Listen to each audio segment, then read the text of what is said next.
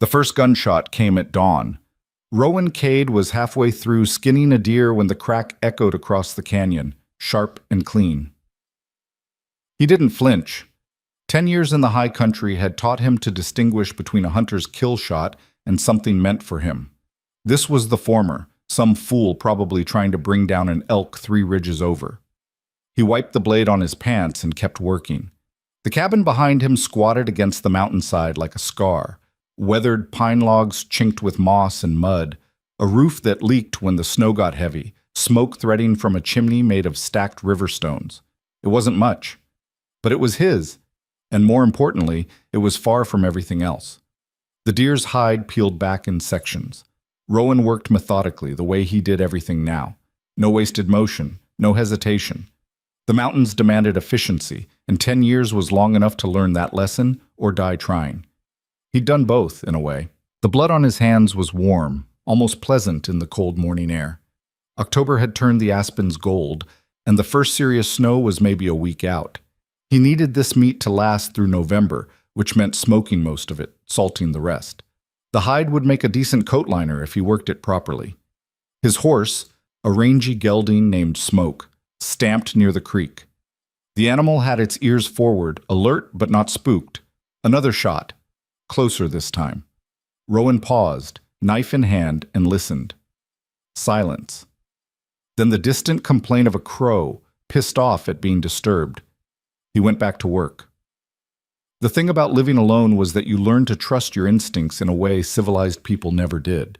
In town, folks ignored the small warnings. The tension in a room, the way someone's smile didn't match their eyes, the shift in the air before violence broke loose. Out here, ignoring those warnings got you killed. And Rowan had no intention of dying today. He finished with the deer as the sun cleared the eastern peaks, washing the valley in pale gold light. The meat went into the smokehouse, a lean-to structure he'd built his second winter. The hide got stretched and scraped, then rubbed with a mixture of brain matter and ash. Waste nothing. The mountains taught that too. By mid-morning, he'd burned through his coffee. That was a problem. Rowan stood in the cabin doorway, tin cup in hand, and considered his options. He had flour enough for another 2 weeks, salt for a month if he rationed. But coffee was different. Coffee was the one thing that made the frozen mornings bearable, the one luxury he allowed himself.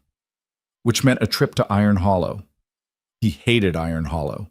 The town sat in the valley like a rotten tooth, crooked buildings, crooked people, the kind of place where everyone knew your business and most of them wanted to see you fail. Rowan hadn't been down in almost 4 months, and he'd been perfectly happy with that arrangement. But coffee. He saddled Smoke with the same reluctance he'd feel preparing for surgery. The horse sensed his mood and pinned its ears, but Rowan just tightened the girth and swung up. The trail down was narrow and steep, switchbacking through pine forest so thick the sun barely penetrated. 3 hours later, Iron Hollow came into view. The town hadn't improved. Main Street was a strip of mud and horse shit, flanked by buildings that leaned into each other like drunks. The mercantile, the saloon, the bank, each one a monument to barely concealed greed. Rowan had been born 20 miles from here, and he'd spent the first 23 years of his life thinking this valley was the entire world. Then the land war happened, and he learned exactly how small the world could get. He tied Smoke outside Brennan's mercantile and went in, keeping his hat low. The store smelled like sawdust and pickle brine. Old man Brennan was behind the counter, his face folding into surprise when he saw Rowan. "Cade, thought you were dead." "Not yet." "Shame," Rowan almost smiled. Brennan had never pretended to like him, which was more honest than most. "Need coffee, 2 pounds, and salt if you've got it." Brennan moved slowly, his hands knotted with arthritis. He pulled down a burlap sack and began weighing beans. "Town's busy today. You picked a hell of a time to show up." "Why's that?" "Auction." The word landed wrong. Rowan felt something cold settle in his gut. "What kind of auction?" "The kind you don't want to know about." Brennan didn't look up from the scale. "Frank Mercer's settling debts. Got himself a prize this time." Frank Mercer. The name alone made Rowan's jaw tighten. The banker was a particular breed of snake, well-dressed, well-spoken, and absolutely poisonous. He'd made his fortune buying up failed farms during the land war, consolidating power while good people lost everything. Rowan had his own reasons to hate the man. What's he auctioning? The question came out harder than intended. Brennan finally looked up. His eyes were sharp despite the age. A woman, Eliza Hart. Her father died owing Mercer near $3,000. Now the debt's hers, and Mercer's calling it in the old way. Marriage auction. Rowan had heard of them, relics from rougher times when debts could be paid in flesh instead of currency. They were supposed to be illegal now, but out here, the law was whatever men with money said it was. When? His voice was flat. Noon, town square. Brennan measured out the salt with deliberate slowness. You're not thinking of getting involved? It wasn't a question. Rowan didn't answer. He paid for the supplies, gathered them into his saddlebags, and walked out into the street. He should have left, should have climbed back on Smoke and disappeared into the mountains where he belonged. But his feet carried him toward the square, drawn by something he couldn't name and didn't want to examine too closely. The crowd was already forming.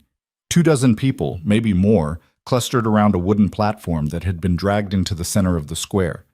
Most were men, ranchers, miners, drifters looking for cheap labor and cheaper companionship. A few women stood at the edges, their faces carefully blank. Frank Mercer stood on the platform like a man who owned the sky. He was 50, maybe 55, with silver hair and a suit that probably cost more than most of these people made in a year. His smile was practiced, his voice smooth as he addressed the crowd. Gentlemen, ladies, thank you for gathering on this fine autumn day. He spoke like he was selling livestock, which Rowan supposed he was. As you know, the late Thomas Hart left behind considerable debts which his daughter has inherited along with his property. A murmur rippled through the crowd.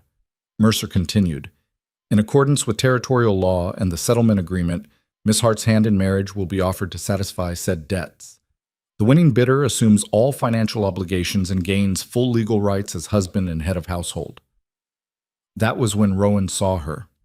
She stood at the edge of the platform, flanked by two of Mercer's men. Mid-20s, dark hair pulled back tight, face pale but composed.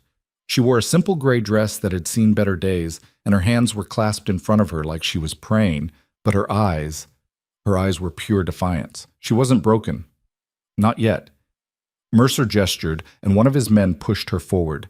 She stumbled slightly but caught herself, lifting her chin as she faced the crowd. Miss Eliza Hart, Mercer announced, age 24, literate, capable with household duties, and in possession of a sturdy constitution. He smiled. Bidding starts at $500. The silence that followed was obscene. Then a voice from the back. 600. Rowan turned. A rancher he didn't recognize, burly and red-faced. Mercer nodded. 600. Do I hear 7? 700. A miner this time, missing most of his teeth. The bids came faster. 800, 9, 1,000. Eliza stood motionless through it all, her face a mask, but Rowan saw her hands tighten, knuckles going white. 1,500, 18, 2,000. The crowd was enjoying this. Some of them were laughing. Mercer's smile widened. $2,000, a bargain, gentlemen, considering the 3,000. The voice cut through the noise like a blade. Mercer's head snapped around, searching for the source. The crowd parted slightly, and Rowan realized with a sick jolt that the voice had been his own. Every eye in the square turned toward him.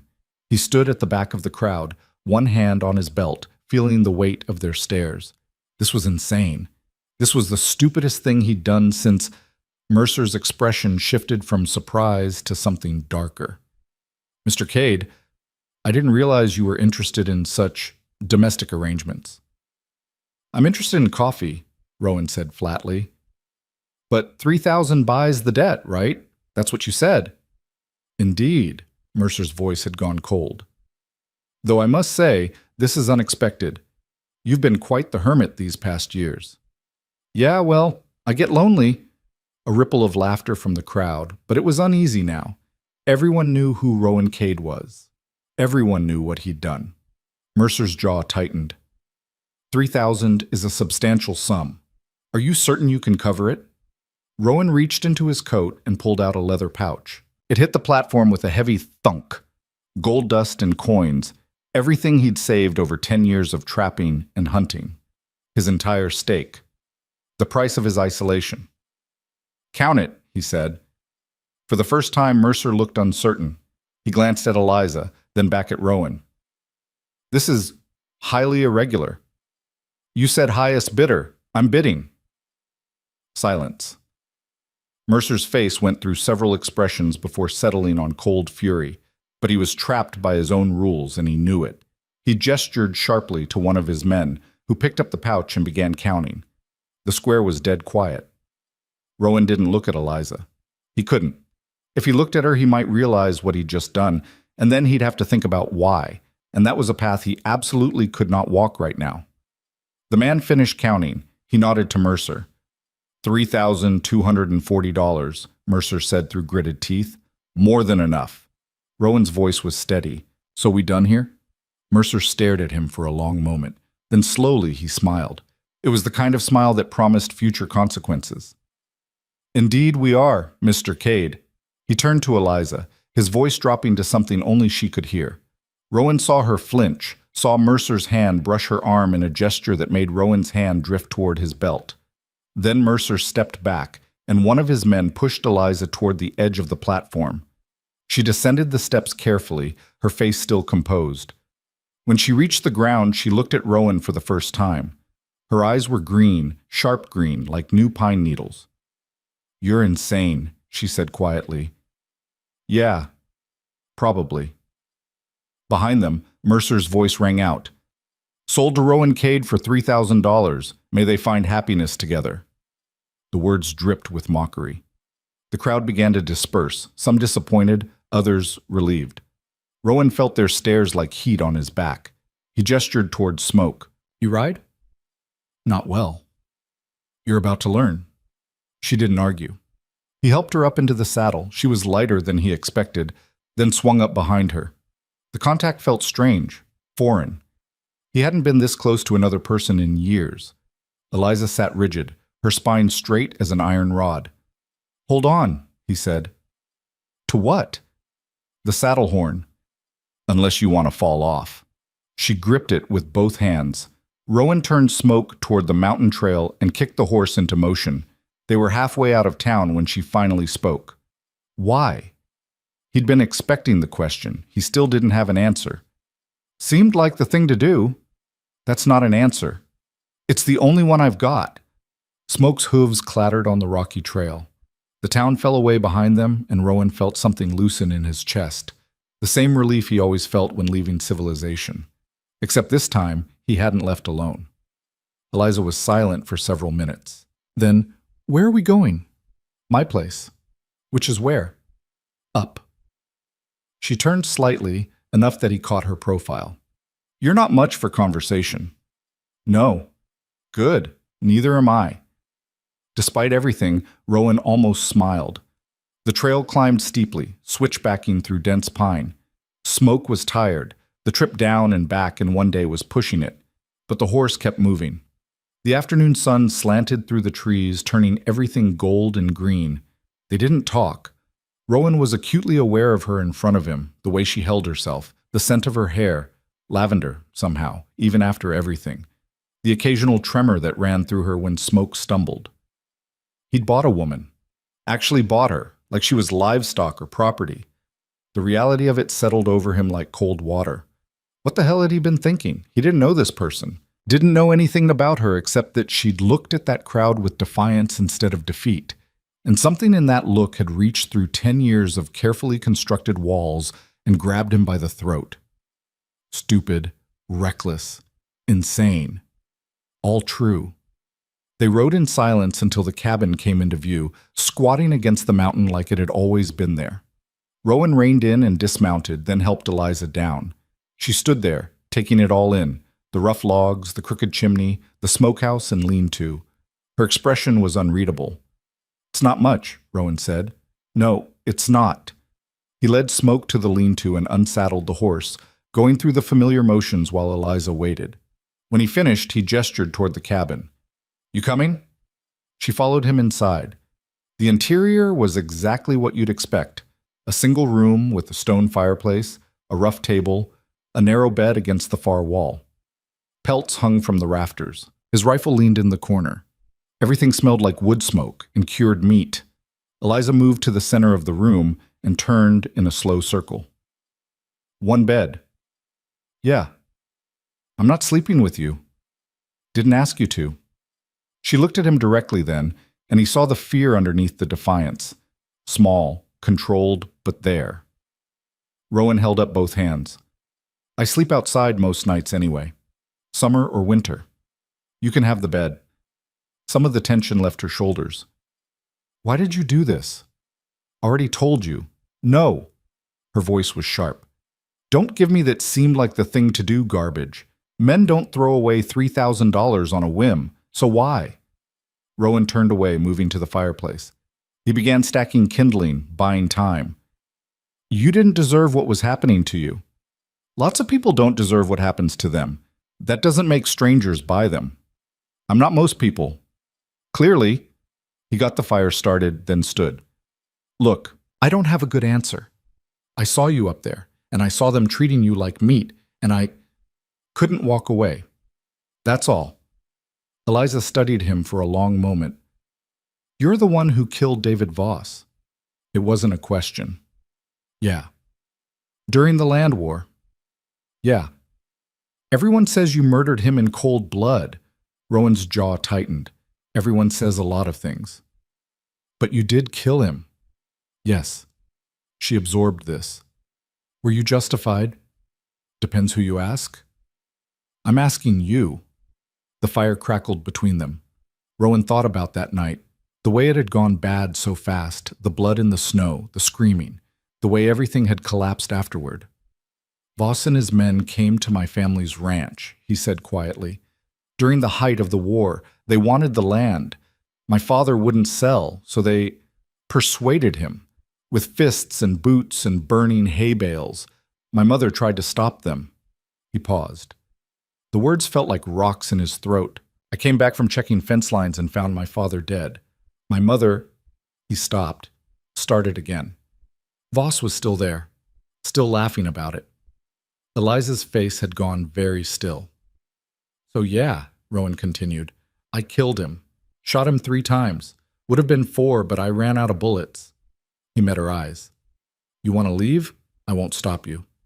But you should know what you're dealing with. She didn't move. Where would I go? Back to town. I'll escort you down in the morning if... To what? To Frank Mercer? Her laugh was bitter. He'd own me twice over then, and everyone would know I couldn't even make it one night as your wife. We're not... He caught himself. We're not really married. According to the law, we are. You paid my debt. That makes it binding. She crossed her arms. Unless you plan to annul it? Do you? I asked first. They stared at each other. The fire popped. No, Rowan said finally. I don't plan to annul it. Then we have an agreement. Eliza moved to the window, looking out at the darkening mountains. I'll pull my weight. I can cook, clean, mend. I'm not afraid of work. I didn't buy you to be a servant. Then what did you buy me for? The question hung in the air. I don't know, Rowan admitted. I really don't. For the first time, something almost like a smile touched her mouth. Well, at least you're honest about it. Night fell fast in the mountains. Rowan made dinner, venison stew, the same thing he'd been eating for a week, while Eliza examined the cabin with the careful attention of someone cataloging escape routes. They ate in silence. You really sleep outside? She asked eventually. Usually, unless it's below 0. Why? He shrugged. Habit. Spent a lot of years on the run after Voss. Got used to it. On the run from who? Voss's family. Bounty hunters. People who figured killing me would settle scores. He spooned up stew. They mostly gave up after a few years. Turns out I'm hard to kill. Lucky for me. Maybe. After dinner, Rowan showed her where things were. The water barrel, the root cellar, the privy out back. He gave her a spare blanket and a shirt that would work as a nightdress. Door bars from the inside, he said. If you want to use it. She looked at him steadily. Will I need to? No. Then I won't. He nodded and headed for the door. Rowan? He turned. Thank you, Eliza said. I don't know why you did it, but thank you. He didn't know what to say to that, so he just left. Outside, the night air was cold and clean. Rowan spread his bedroll near the smokehouse, far enough from the cabin to give her space. The stars were coming out, hard, bright points in the blackness. He lay back and stared up at them. What had he done? 10 years. 10 years of solitude, of peace earned through isolation. And he'd thrown it away in one impulsive moment for a woman he didn't know. Because she'd looked at that crowd with her chin up. Because something in her eyes had called to something in him. Because he was tired of being alone, even if he'd never admitted it until now. Smoke shifted in the lean-to. An owl called from the ridge. The night settled around him like a familiar coat. Inside the cabin, a lamp flickered out. Rowan closed his eyes and tried not to think about the way Eliza had said his name, or the fact that for the first time in a decade, his cabin held someone besides himself. Tomorrow would bring its own problems. Tonight, he just let himself breathe. The mountains were quiet. For now. Satyret. Morning came with complications. Rowan woke to the smell of coffee. He sat up, disoriented. He'd been dreaming about the land war, fire and screaming, but the scent of coffee dragged him back to the present. Gray dawn light was filtering through the trees. The cabin door was open. He was on his feet instantly, hand moving to his knife. But then he saw her, Eliza, standing in the doorway with a tin cup in her hands, watching him with an expression he couldn't read. You snore, she said. No, I don't. Like a wounded bear. Rowan scrubbed a hand across his face. You made coffee. Found the beans you bought yesterday. Figured you'd want some. She took a sip. It's terrible, by the way. I don't know what you did wrong, but this tastes like tree bark. I like tree bark. Apparently. She handed him the cup and went back inside. Rowan followed, still trying to wake up. The cabin had been cleaned wasn't the right word. Organized. The pelts were stacked more neatly. The table was scrubbed. His rifle had been moved. Don't touch my rifle, he said. I was dusting. Don't dust my rifle. Eliza raised an eyebrow. Do you always wake up this charming? Usually I wake up alone. Well, things change. They stared at each other. Then, despite himself, Rowan felt his mouth twitch towards something that might have been a smile. Fair enough. He drank the coffee. It was terrible. He drank it anyway. Over the next hour, they fell into an awkward rhythm. Rowan showed her around the property, the creek for water, the root cellar, the trail down to the valley. Eliza absorbed everything with the same careful attention she'd shown last night. How often do you go to town? She asked. Couple times a year, less if I can manage it. Supplies. I hunt, trap, trade pelts when I need cash. He paused. Used to have more saved up, but you spent it on me. Yeah. She was quiet for a moment. I'll find a way to pay you back. With what? I don't know yet, but I will. Rowan didn't argue. There was something in her voice that said the subject was closed. They were walking back to the cabin when Smoke whinnied, sharp and alarmed. Rowan's hand went to his belt. Get inside. What? Inside. Now. Eliza must have heard something in his voice because she moved, quick and quiet. Rowan positioned himself between the cabin and the trail, every sense alert. Hoofbeats, multiple horses. They emerged from the tree line a minute later, 3 riders, armed and deliberate. Rowan recognized the lead man immediately. Cole Brennan, the mercantile owner's son and one of Mercer's enforcers. Cade, Cole called out, reining in 20 feet away. Didn't expect to see you playing house. Didn't expect to see you playing errand boy. What do you want? Cole's smile was ugly. Mr. Mercer sent us. Seems there was an irregularity with yesterday's transaction. No irregularity. I paid the debt. See, that's the thing. Cole leaned forward in his saddle. Mr. Mercer's lawyers looked into it. Turns out a marriage auction requires certain formalities, documentation, witnesses beyond just the crowd. Rowan's blood went cold. The hell it does. Territorial law, very specific. Cole's smile widened. which means the sale wasn't legal. Miss Hart remains indebted to Mr. Mercer, and your money, well, that's a separate issue. That's horseshit, and you know it. Maybe, but Mr. Mercer's willing to be reasonable. You return the girl, we'll call it even. Keep your money, keep your mountain. Everyone goes home happy. And if I don't? The two men behind Cole shifted their hands toward their guns. Then things get complicated, Cole said. Rowan measured the distance, the angles. 3 armed men. Decent shots, probably. He could maybe take 1 before they returned fire. Maybe 2 if he was lucky. But he wouldn't survive all 3. The cabin door opened. No, Rowan said without looking back. Eliza, stay. I heard him. Her voice was steady. She walked past Rowan, stopping halfway between him and the riders. You want me to come back? Cole's smile turned predatory. That's the idea. And then what? Frank marries me himself? Sells me to someone else? Not my concern. Eliza nodded slowly. Then she reached down, grabbed a fist-sized rock from the ground, and hurled it at Cole's head. It caught him in the temple with a satisfying crack. Cole yelled and yanked his horse sideways. The animal reared, panicked. The other 2 riders were shouting, going for their weapons. Rowan moved. He covered the distance in 3 strides, grabbed the nearest rider's leg, and yanked. The man went down hard. Rowan's fist connected with his jaw before he could recover. Gunshot. The sound cracked across the clearing. Rowan rolled, came up with the fallen man's pistol, and fired twice. Not to kill, but to scatter.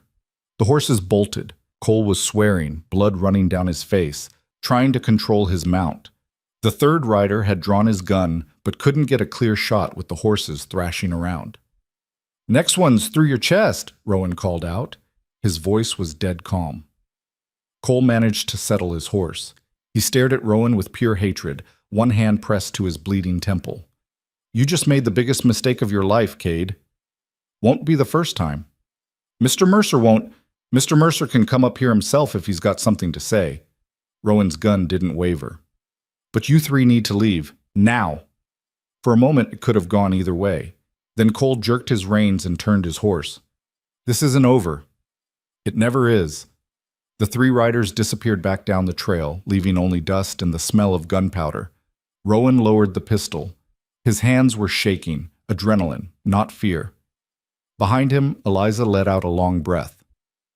That was stupid, Rowan said. Which part? The rock. It worked, didn't it? He turned to look at her. She was pale but composed, her jaw set in that same stubborn line he'd seen yesterday. You could have been shot. So could you. She crossed her arms. Besides, you were about to do something equally stupid. I just moved things along. I had it under control. No, you didn't. You were calculating odds. I saw your face. She moved closer. They wanted me to go with them. I wasn't going to do that. Why not? The question seemed to surprise her. Because I made a choice yesterday. When you bid on me, I could have said no, could have refused, but I didn't. You didn't have much choice. I had more choice with you than I would have had with anyone else. Her eyes met his. That's worth fighting for. Rowan didn't know what to say to that, so he just nodded and turned to check on Smoke. The horse was agitated, but unharmed. Rowan spent several minutes calming him, going through the familiar motions while his mind raced.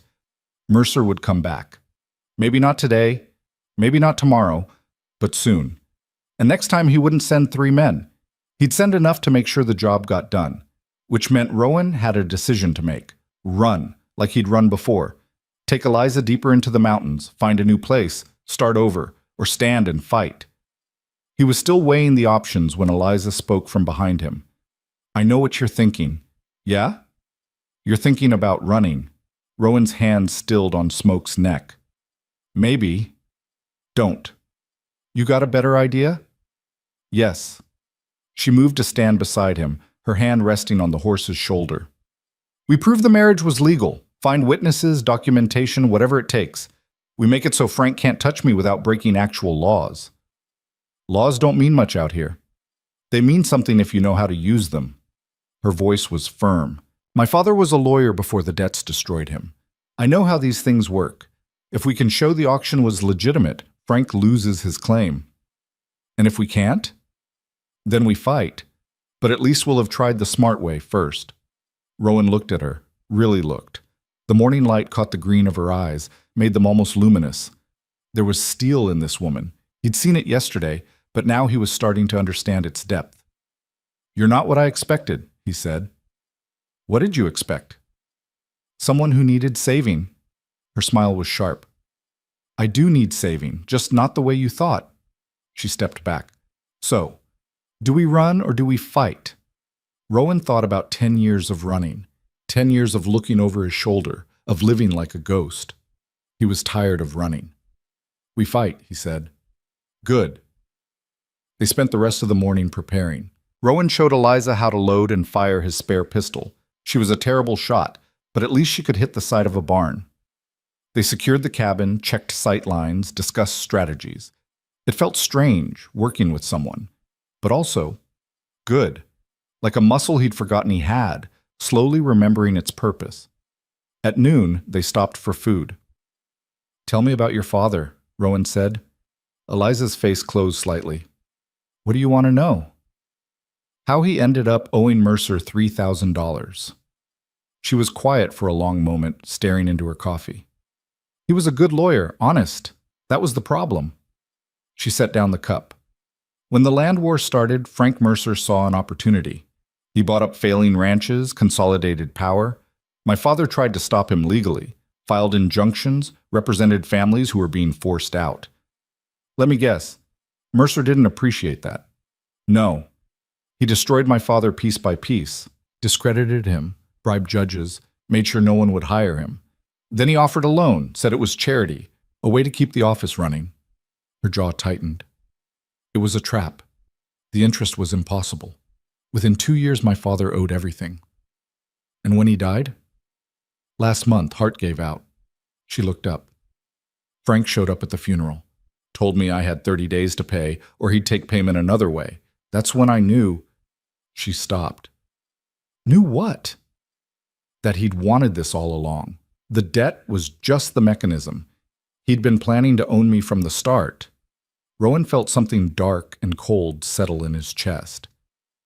"He's not getting you." "I know." They finished eating in silence. That afternoon, Rowan taught Eliza the mountain. How to read the weather in the clouds, how to find water, which plants were safe and which would kill you. She absorbed it all with fierce concentration, asking questions, pushing for details. By evening, he was exhausted. "You always this intense?" he asked. "You always this grumpy?" "Yeah." "Then we're matched." They ate dinner as the sun set, painting the peaks in shades of amber and rose. The beauty was almost painful.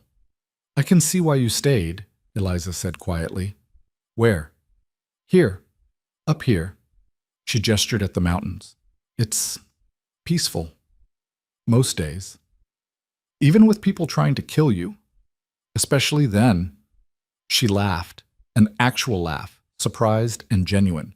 It transformed her face, made her look younger. Rowan found himself staring. "What?" she asked. "Nothing, just, you should laugh more." "Give me something to laugh about." "Fair point." They cleaned up as darkness fell. Rowan was preparing his bedroll when Eliza spoke from the cabin doorway. "You don't have to sleep outside." He paused. "It's fine. I prefer... The bed's big enough for 2 if we keep to our sides, and it's getting cold." She crossed her arms. "I'm not suggesting anything, just... It's practical." But Rowan considered. The temperature was dropping fast, first frost probably tonight. "All right," he said. They settled in on opposite sides of the narrow bed, a careful foot of space between them. It was awkward and strange, and Rowan was certain he wouldn't sleep. But somehow, with the sound of her breathing beside him and the mountain quiet pressing in, he drifted off. He dreamed of fire again.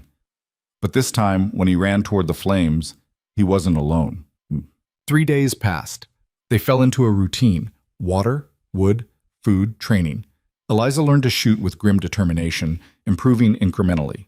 Rowan taught her to track, to move quietly, to read the forest. At night, they talked. Small things at first.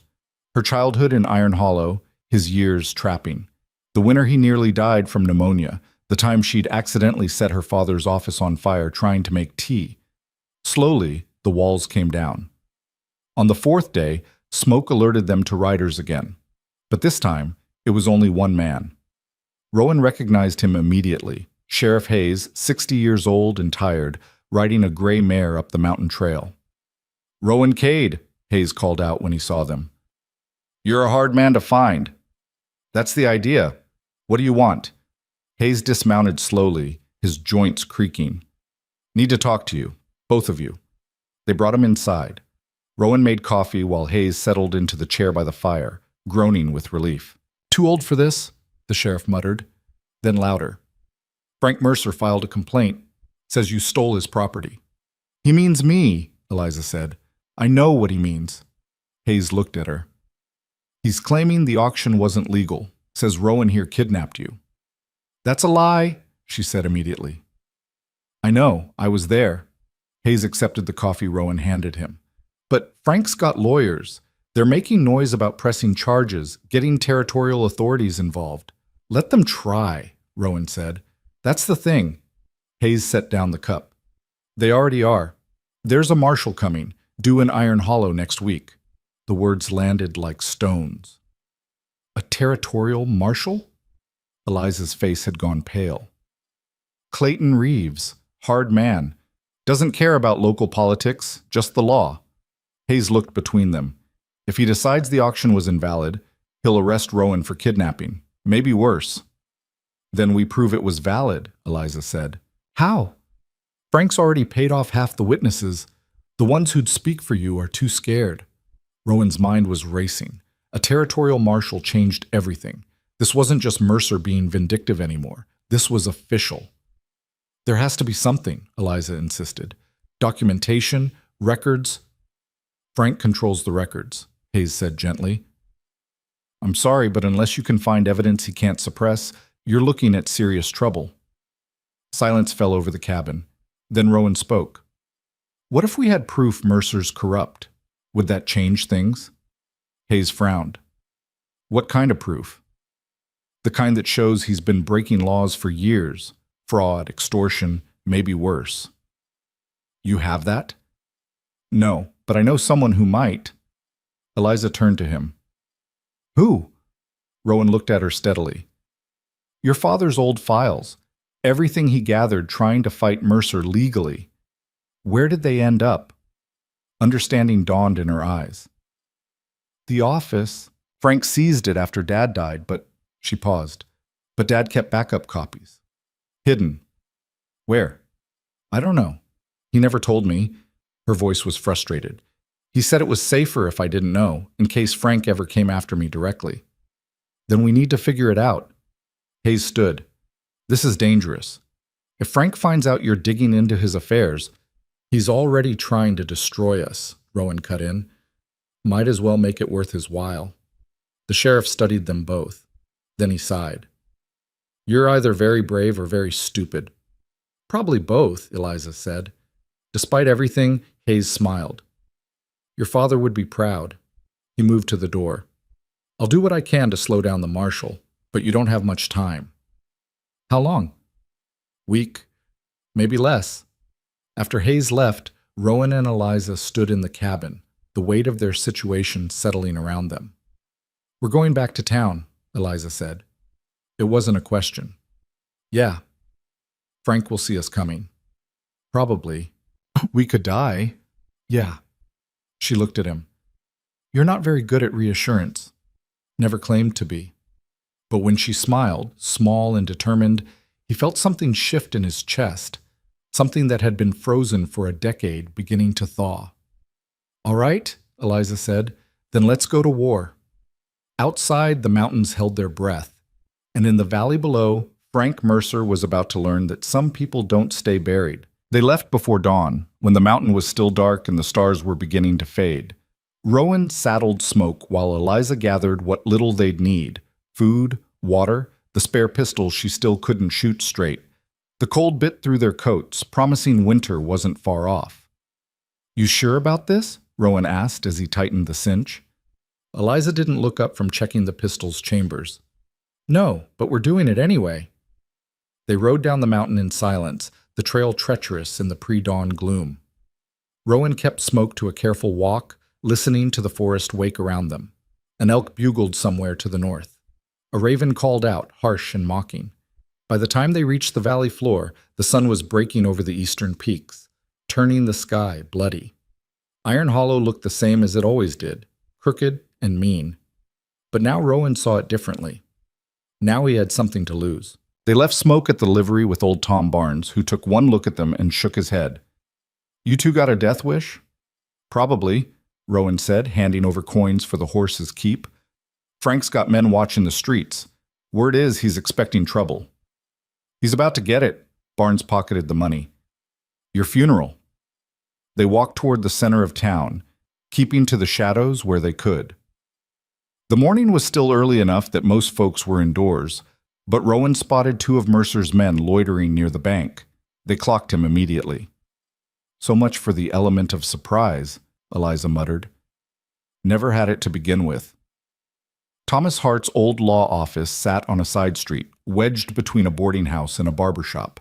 The windows were dark, the door locked. A notice had been pasted to the glass, "Property of First Territorial Bank." Eliza stared at it, her jaw tight. "You all right?" Rowan asked. "No." She tried the door handle, locked as expected. "But I will be." Rowan glanced up and down the street. Still clear. He pulled out his knife and worked it into the lock, a skill he'd picked up during his years on the run. The mechanism clicked after a moment, and the door swung open. Inside, the office was exactly as Mercer had left it, furniture covered in dust, papers scattered across the floor, everything stripped of value. It smelled like old tobacco and defeat. Eliza moved through the space slowly, her fingers trailing along the desk where her father had worked. Rowan watched her face, saw the grief there, carefully controlled. "Where would he hide documents?" he asked, keeping his voice gentle. "I don't know. He was paranoid near the end, kept saying Mercer had eyes everywhere." She turned in a slow circle, studying the room. "It would have to be somewhere obvious enough that I'd eventually find it, but hidden enough that Frank's men would miss it." They searched methodically. Rowan checked the floorboards while Eliza went through the desk drawers, pulling out old contracts and correspondence. Nothing. An hour passed. Then 2. "This is useless," Eliza said, frustration cracking through her voice. "It could be anywhere. He could have destroyed it before he died, or Frank could have already found it, or—" "Stop." Rowan straightened from where he'd been examining the baseboards. "Your father was a lawyer, right? Trained in thinking through problems?" "Yes." "So he wouldn't hide evidence somewhere random. He'd hide it somewhere that meant something, somewhere you'd understand." Eliza went still. "Somewhere that meant something to both of us." "Yeah." She closed her eyes, thinking. Rowan waited, giving her space. Then her eyes snapped open. "The courthouse." "What?" "When I was little, Dad used to take me to the courthouse on Saturdays when he had to file papers. I'd sit in the records room and read while he worked." She was already moving toward the door. He said it was the one place in town where truth still mattered. They left the office and headed for the courthouse, a squat stone building at the north end of Main Street. Rowan kept watch while Eliza led them around back to a side entrance she remembered from childhood. The door was unlocked. Inside, the building was quiet and dim. Their footsteps echoed on the tile floors as they made their way to the records room.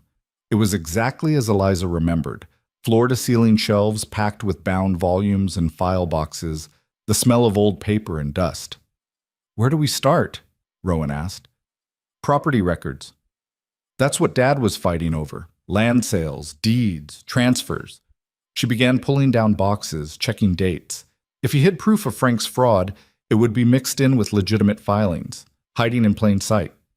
They worked quickly, scanning documents, looking for anything out of place. Rowan found himself impressed by how efficiently Eliza moved. She knew the system, understood how legal records were organized. She'd been trained for this. "Here," she said suddenly. "Look at this." Rowan moved to her side. She was holding a property deed dated 3 years back. "This is the Morrison Ranch. Frank claimed they defaulted on a loan and he foreclosed legally." Her finger traced down the document. "But look at the signature. That's not Jim Morrison's handwriting." "You sure?" "I watched him sign papers a dozen times when Dad represented him." This is a forgery. She pulled out another file. And this one, the Chen property. Same thing. Forged signature, backdated transfer. They kept digging.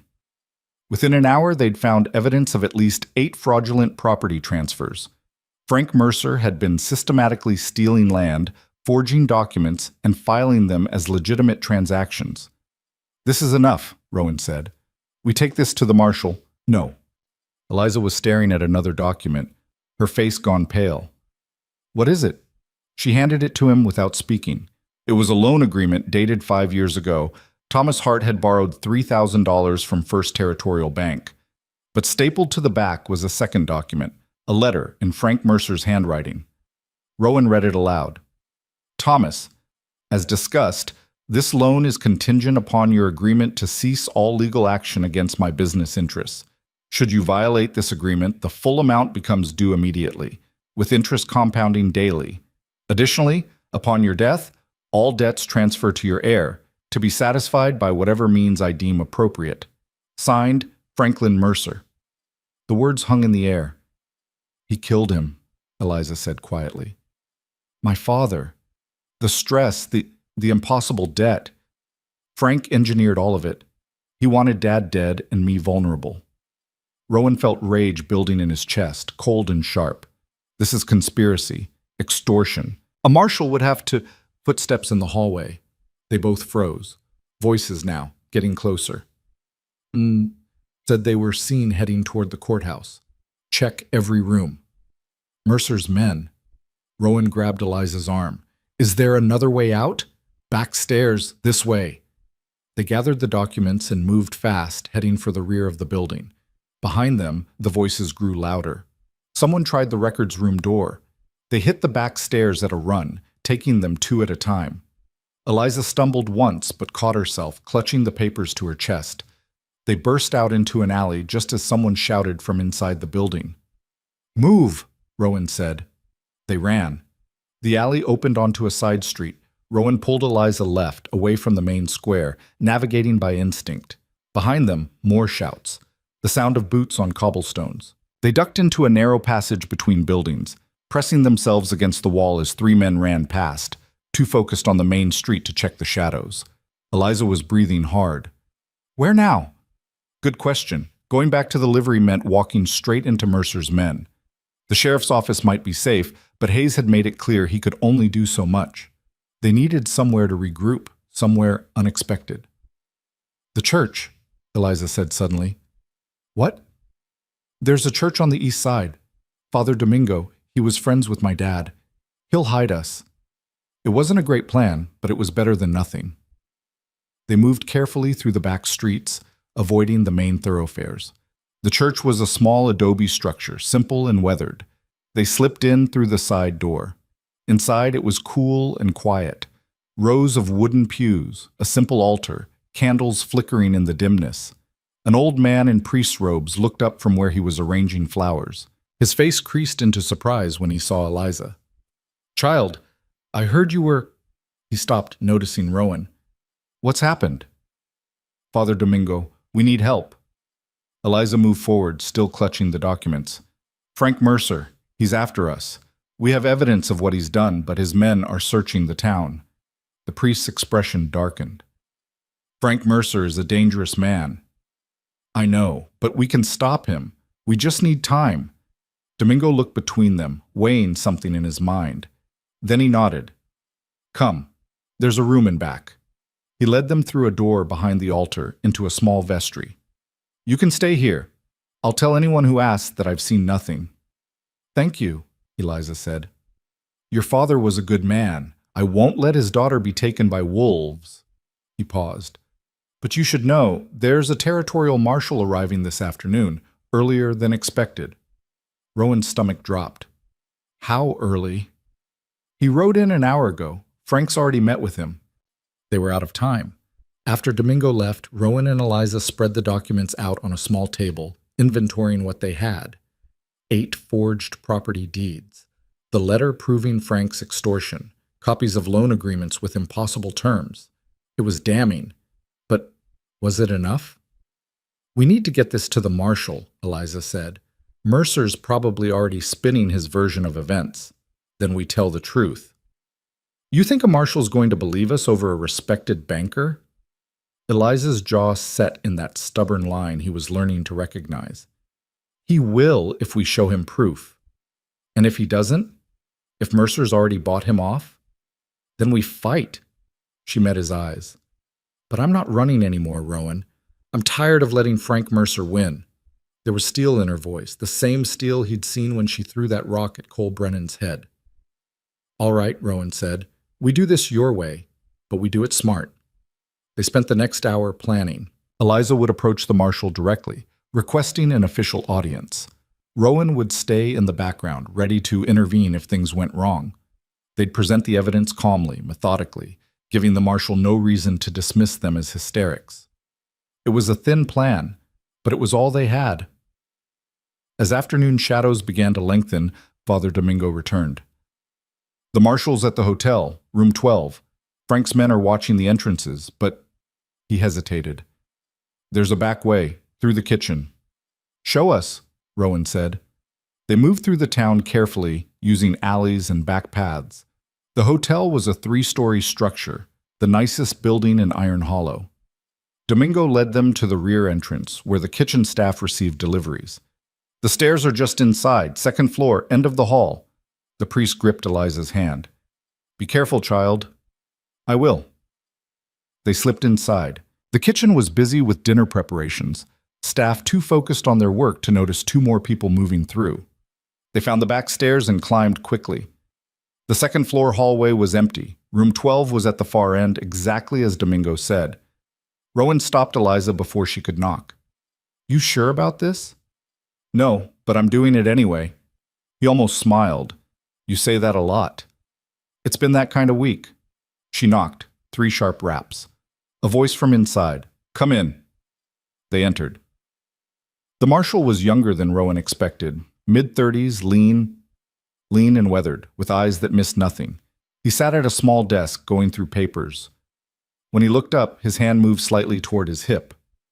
Marshal Reeves, Eliza said. My name is Eliza Hart. I need to speak with you about Frank Mercer. Reeves studied them both. I've already spoken with Mr. Mercer. He mentioned you might show up. Then you know he's trying to claim I was kidnapped. He says, Mister, Cade here took you from a legal proceeding, that the marriage auction was invalidated due to lack of proper documentation. That's a lie, Eliza said flatly. The auction was legal. Rowan paid my debt in full. Frank's just angry he lost control of me. Lost control? Reeves's eyebrow rose. Interesting choice of words. Eliza stepped forward, setting the documents on his desk. Frank Mercer murdered my father, not directly. He did it through debt and stress and impossible conditions. But he killed him as surely as if he'd pulled a trigger, and he did it to get to me. That's a serious accusation. I have proof. She walked him through it, the forged deeds, the extortion letter, the pattern of fraud going back years. Reeves listened without interrupting, his expression unreadable. When she finished, silence filled the room. This is... Reeves picked up the letter, reading it again. If this is authentic, it's evidence of multiple felonies. It's authentic, Eliza said. My father kept copies of everything. He knew Frank was dirty. He just couldn't prove it before Mercer destroyed him. Reeves set down the paper. I've heard rumors about Frank Mercer. Nothing concrete, just whispers. But this, he gestured at the documents. This is concrete. Rowan felt something loosen in his chest. So you'll investigate. I'll do more than investigate. Reeves stood. I'll arrest him. When? Now. The marshal reached for his coat. But I'll need you both to come with me, as witnesses. Frank has men all over town, Rowan said. They won't let you take him without a fight. Then it's a good thing I brought deputies. Reeves opened the door, revealing 2 armed men waiting in the hallway. Gentlemen, we're making an arrest. Mr. Cade, Miss Hart, stay close. They moved through the hotel as a group, drawing stares from other guests. Outside, the street was busy with afternoon traffic. Rowan spotted at least 4 of Mercer's men, all of them tensing as they recognized the marshal. The bank was directly across the street. Reeves walked with the calm confidence of a man who'd done this 100 times. His deputies flanked him, hands resting on their weapons. Rowan and Eliza followed, every nerve on edge. They were halfway across the street when Cole Brennan stepped out of the bank, blocking their path. "Marshal, didn't expect to see you escorting criminals." "Step aside, Mr. Brennan." "I'm afraid I can't do that. Mr. Mercer gave specific instructions. I don't care what instructions he gave. I'm here to arrest him on charges of fraud, forgery, and extortion." Reeves's voice was hard. "Now move, or I'll add obstruction to your charges too." Cole's hand drifted toward his gun. The street went very quiet. Rowan tensed, calculating distances and angles. If shooting started, Eliza was too exposed. He shifted slightly, positioning himself between her and Cole. She noticed. "Don't," she whispered. "I'm not letting—" "Marshal Reeves," a new voice interrupted, smooth, cultured. "This is quite the scene you're causing." Frank Mercer stood in the bank doorway, looking every inch the respectable businessman. His suit was immaculate, his smile pleasant. Only his eyes betrayed him, cold and calculating. "Mr. Mercer," Reeves said, "you're under arrest." "On what charges?" "Fraud, forgery, extortion, conspiracy." Reeves pulled out a folded paper, an arrest warrant. "I have evidence of at least 8 illegal property transfers, as well as written proof of your extortion of Thomas Hart." Mercer's smile didn't waver, but something shifted in his eyes. "I'm sure there's been some misunderstanding. Perhaps we could discuss this inside, like civilized men." "No discussion, you're coming with me." "I see." Mercer's gaze moved to Eliza. "So the girl has been busy. Tell me, Miss Hart, did you enjoy rifling through your father's things? Did it make you feel close to him?" "Don't talk to her," Rowan said. "Ah, Mr. Cade, the hermit with delusions of heroism." Mercer's smile turned sharp. "Tell me, how does it feel to throw away 10 years of hiding for a woman you barely know? Was she worth your life savings? Will she be worth what comes next?" "Enough," Reeves cut in. "Cole, step aside. Frank, put your hands out." For a moment, it hung in balance. Then Mercer nodded slightly, barely perceptible. Cole drew his gun. Everything happened at once. Reeves's deputies moved, drawing their weapons. Cole fired, not at Reeves, but at Rowan. The bullet went wide, punching through a window behind them. Rowan shoved Eliza down and drew his pistol in one motion, returning fire. The street erupted into chaos, people screaming, running for cover, more of Mercer's men appearing from doorways and alleys. Reeves shot Cole in the shoulder, spinning him around. One of the deputies went down, clutching his leg. Rowan fired twice more, forcing 2 men back behind a water trough. "Get inside!" he yelled at Eliza. "Not without you!" He pulled her behind a wagon just as bullets tore through the wood. Splinters exploded around them. This was bad. They were pinned down, outnumbered. Rowan had 6 shots left. Maybe 5. He'd lost count. Across the street, he could see Mercer retreating into the bank, still smiling. "We need to move," he told Eliza. "Where?" "Anywhere but here." He grabbed her hand and ran, keeping low. Bullets kicked up dirt at their heels. They made it to the corner of a building, pressed themselves against the wall. Behind them, Reeves was shouting orders, his voice cutting through the gunfire. "Cease fire! Territorial authority! Cease fire!" Slowly, the shooting stopped. Rowan risked a glance. Cole was on the ground, disarmed. 2 other men had their hands up. The rest had scattered, but Mercer was gone. "He's running," Eliza said. "Let the marshal—" "No." She pulled away from him, her face fierce. "He doesn't get to run. Not this time." Before Rowan could stop her, she was moving, not away from the bank, but toward it. He swore and followed, catching up to her at the entrance. Inside, the bank was empty except for one terrified teller cowering behind the counter. "Where did he go?" Eliza demanded. The teller pointed toward the back. "Office, but he's armed." They moved quickly through the building. Mercer's office was at the rear, door closed. Rowan tried the handle, locked. He stepped back and kicked it. The door splintered but held. Second kick, and it crashed open. Mercer stood behind his desk, a pistol in his hand pointed at them. "I should have killed you both when I had the chance," he said. Rowan raised his own gun. "You'll have to settle for losing everything instead." "You think those documents prove anything?" I have judges, lawyers, connections you can't imagine. This will disappear like morning fog. Maybe, Eliza said, but everyone saw what happened out there. Everyone heard the marshal read the charges. You're finished, Frank. Mercer's face twisted. Your father said the same thing, right before his heart gave out. Did you know that? He came to me one last time begging for mercy, and I watched him die knowing he'd failed. Eliza's hand was shaking, but her voice was steady. You're a monster. I'm a businessman. There's no difference in this territory. He adjusted his aim, pointing the gun directly at her. But you're right about one thing. I am finished, which means I have nothing left to lose. His finger tightened on the trigger. Rowan fired. The shot caught Mercer in the shoulder, spinning him. His gun discharged into the ceiling, plaster raining down. He stumbled, clutching the wound, face contorted in pain and rage. Marshal Reeves appeared in the doorway, gun drawn. Drop it, Frank. For a moment, Mercer looked like he might try anyway. Then the pistol fell from his fingers, clattering to the floor. It's over, Reeves said quietly. Mercer sagged against the desk, blood seeping between his fingers. His eyes found Eliza. Your father was weak, just like you. No, she said. He was good, and you killed him for it. Reeves moved forward, producing shackles. He locked them around Mercer's wrists with efficient brutality.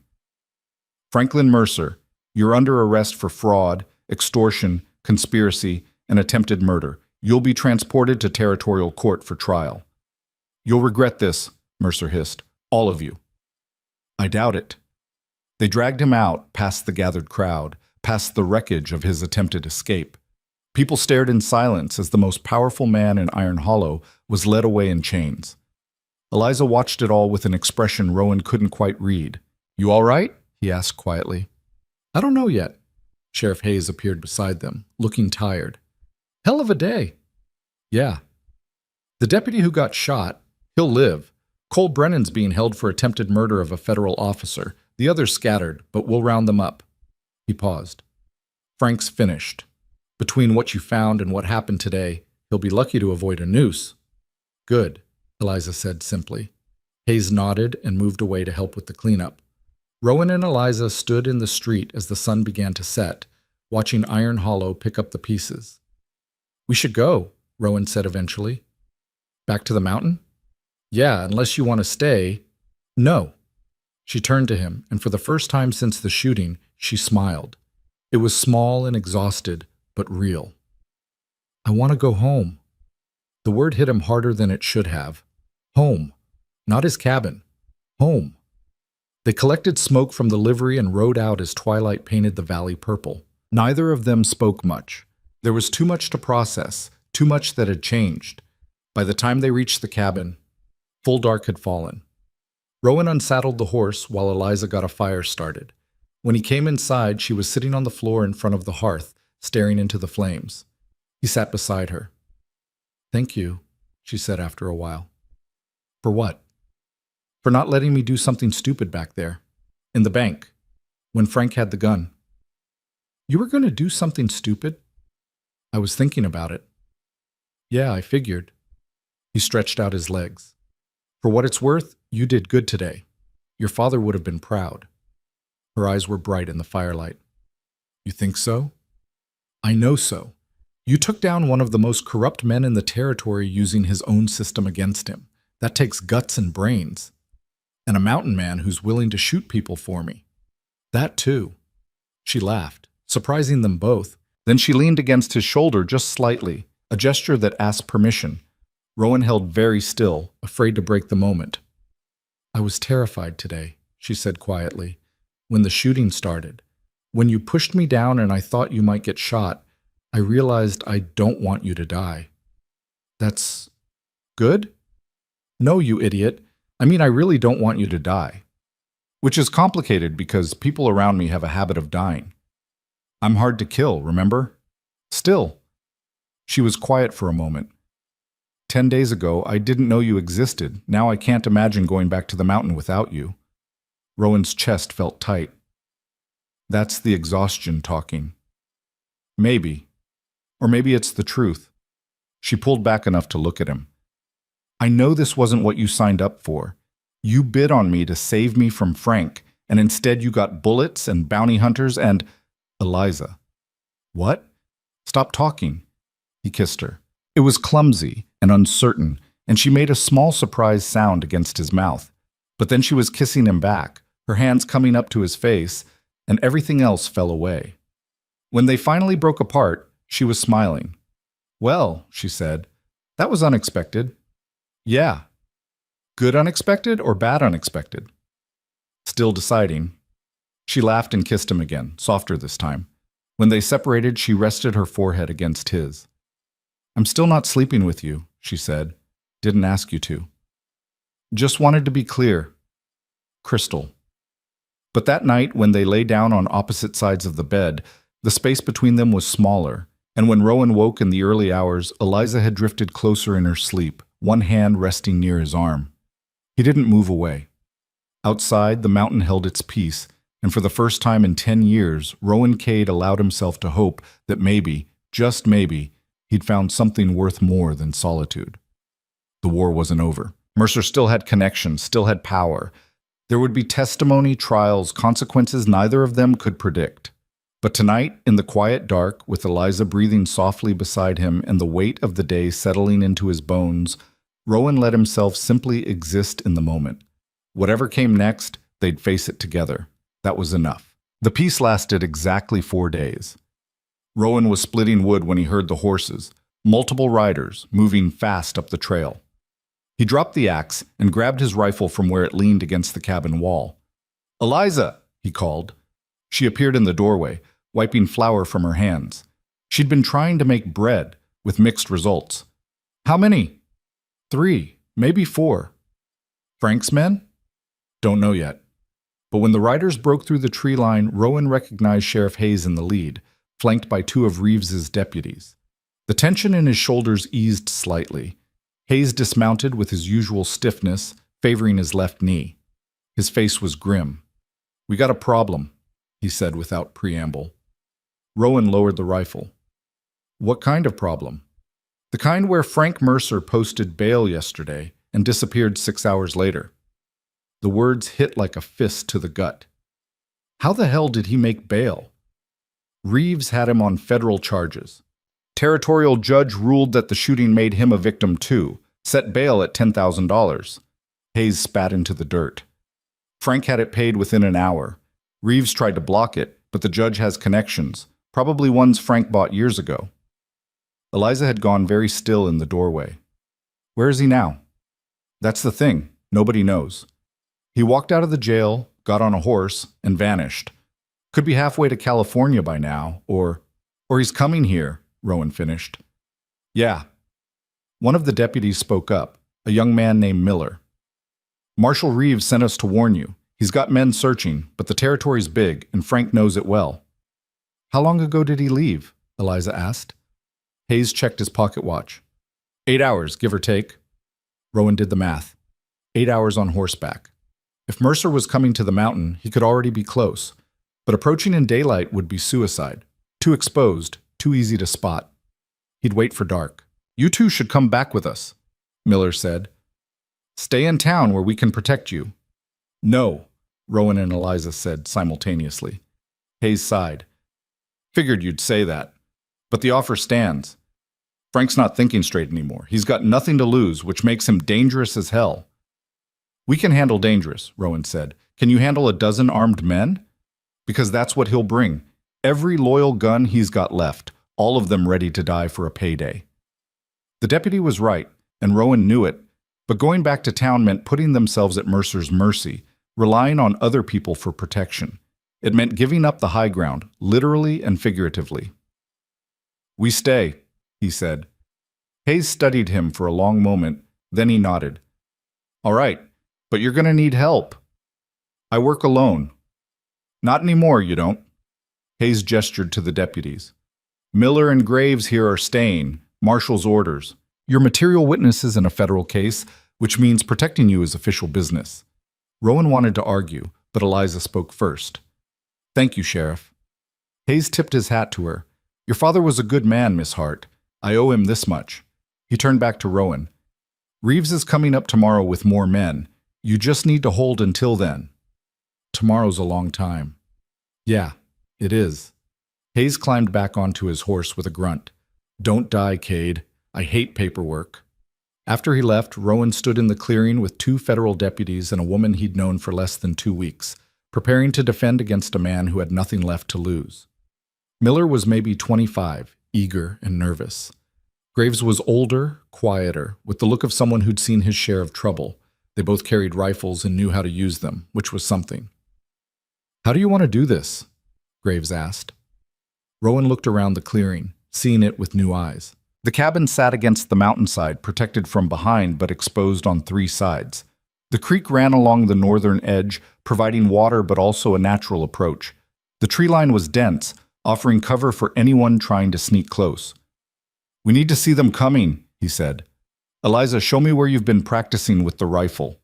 She led them to a spot on the eastern slope, about 50 yards from the cabin. From here you could see the main trail and part of the clearing. Good sight line, Graves observed. We put someone here, they can cover the approach. And leave the other sides exposed, Miller added. They spent the next 2 hours setting up defenses. Rowan showed them the terrain, the weak points, the places where someone could get close without being seen. They built rough barriers from logs and rocks, creating positions with overlapping fields of fire. It was basic, improvised, and probably wouldn't hold against a determined assault, but it was better than nothing. As they worked, Eliza pulled Rowan aside. You need to tell me the truth, she said quietly. Can we actually hold them off? He considered lying, considered telling her that everything would be fine, that the deputies and their rifles would be enough, but she deserved better than that. I don't know, he admitted. If it's just a few men, yeah. But if Frank brings everyone he's got left and they're willing to take casualties, he shook his head. It could go either way. Then we need an advantage. Like what? Her eyes were sharp, calculating. Like proof that Frank's men are committing crimes under federal jurisdiction. If we can document an assault, get evidence, it becomes more than just us defending ourselves. It becomes attempted murder of federal witnesses. How does that help us right now? It doesn't, but it helps us survive what comes after. She grabbed his arm. Think about it. If we kill Frank's men defending ourselves, we're just killers in the eyes of anyone Frank's bought off. But if we have proof they attacked us while we were under federal protection, it's different. It's a crime that can't be ignored. Rowan stared at her. You want to document our own shootout? I want to make sure that if we survive this, Frank can't twist it into something else. She was right. Damn it, she was right. Miller, Rowan called out, you got anything to write with? The deputy produced a small notebook and pencil. I'm supposed to keep records of official actions. Why? Because you're about to witness a crime, Eliza said, and I want every detail written down.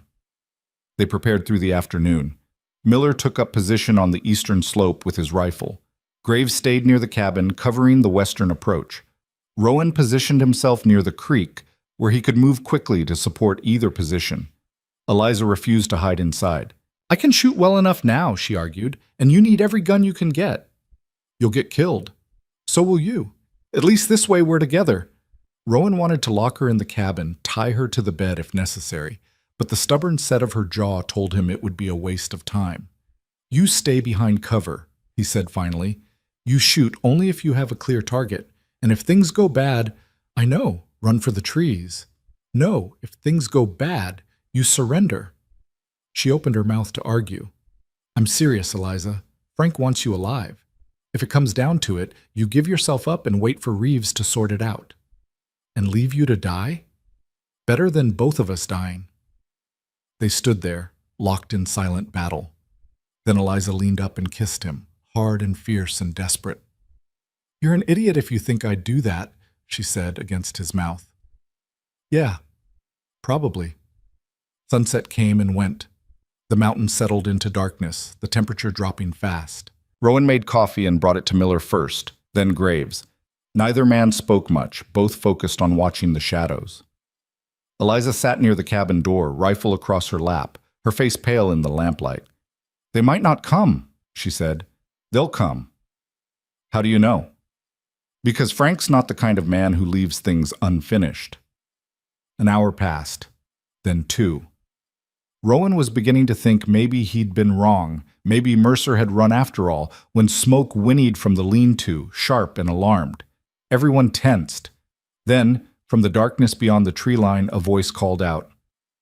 "Rowan Cade, I know you're listening." Frank Mercer. Rowan stood slowly, rifle in hand.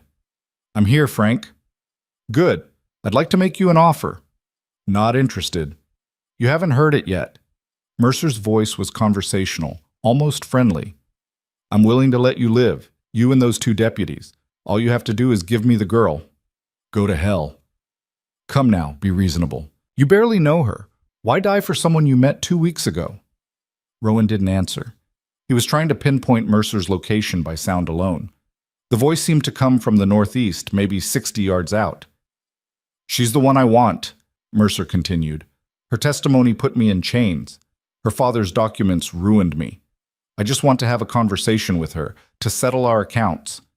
"You want to kill her?" Eliza called out. A pause. Then, "Ah, Miss Hart, I was hoping you'd speak up." The friendliness left Mercer's voice. "Your father screamed when he died. Did you know that? Clutched his chest and begged for mercy." "You're lying." "Am I? Ask yourself, what kind of man takes a loan he knows he can't repay? What kind of father leaves his daughter to settle his debts?" Mercer's laugh was cold. "He was weak, Eliza. Just like you. The only difference is, I'm going to make sure you don't have the luxury of a quick death." Rowan saw Eliza's finger tighten on the trigger. "Don't," he said quietly. "That's what he wants. To make you angry, make you careless." She took a shaky breath and nodded. "Last chance, Cade," Mercer called. "Give her to me and walk away." "Come and take her." Silence. Then gunfire erupted from 3 directions at once. Bullets tore through the clearing, slamming into the cabin walls, kicking up dirt. Miller returned fire from his position, the muzzle flash bright in the darkness. Graves was shooting too, targeting movement in the trees. Rowan pulled Eliza down behind the water trough as rounds punched through the wood above their heads. He counted muzzle flashes, at least 8 shooters, maybe more. "Stay down!" he yelled over the noise. He raised up and fired twice at a shadow moving near the creek. The figure dropped. Whether from his shot or just taking cover, he couldn't tell. The shooting continued in bursts. Mercer's men were probing the defenses, testing the positions. They weren't rushing in. They were smart enough to know that would get them killed. Miller shouted something Rowan couldn't make out. Then his rifle went silent. "Miller!" Graves called. "Miller, report!" No answer. Rowan swore. Either the deputy was dead or pinned down. "I'm going to check on him," he told Eliza. "That's suicide." He was already moving, staying low, using the shadows. Bullets tracked him too close, one tearing through his coat sleeve. He made it to the eastern slope and found Miller slumped against a rock, clutching his side. "Got hit," the deputy gasped. "Can't see straight." Rowan checked the wound. Gut shot, bleeding bad. Miller needed a doctor, and soon, or he wouldn't make it through the night. "Can you shoot?" "Maybe, if they get close enough." "Then stay here and keep pressure on that wound." He left Miller with his rifle and scrambled back toward the cabin. The shooting had died down, Mercer's men regrouping, probably. When he reached the water trough, Eliza grabbed his arm. "Miller?" "Alive. Hurt bad." Graves appeared from the western side, breathing hard. "I counted 9 of them, maybe 10. They're moving to surround us." "How long until dawn?" The deputy checked his watch by feel. 4 hours. Maybe 5. They wouldn't last that long, not with Miller out of the fight and their ammunition running low. Rowan made a decision. "I'm going out there." Both Eliza and Graves stared at him. "That's insane," Graves said. "They're expecting us to sit here and defend. They're not expecting an attack." "Because it's suicide." "Maybe. But if I can take out enough of them, create enough chaos, you 2 can get to the horses and run."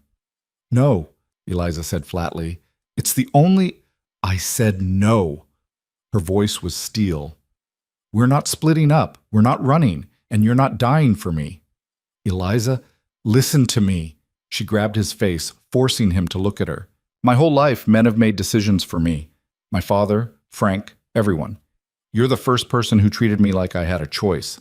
So give me a choice now. Don't just throw yourself at them and expect me to run. Rowan's chest felt tight.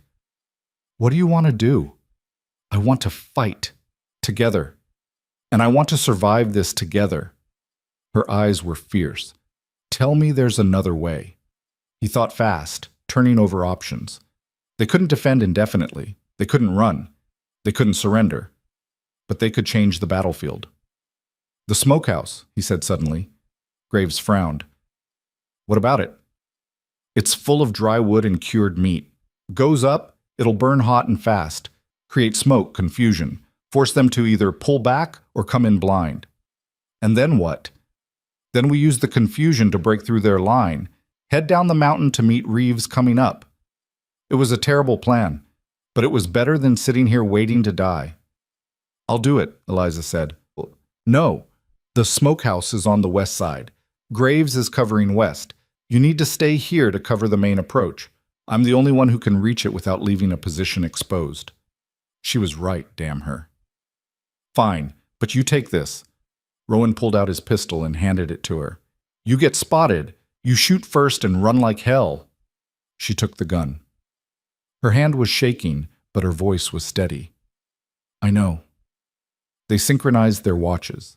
Eliza would move when the next volley started, using the noise as cover.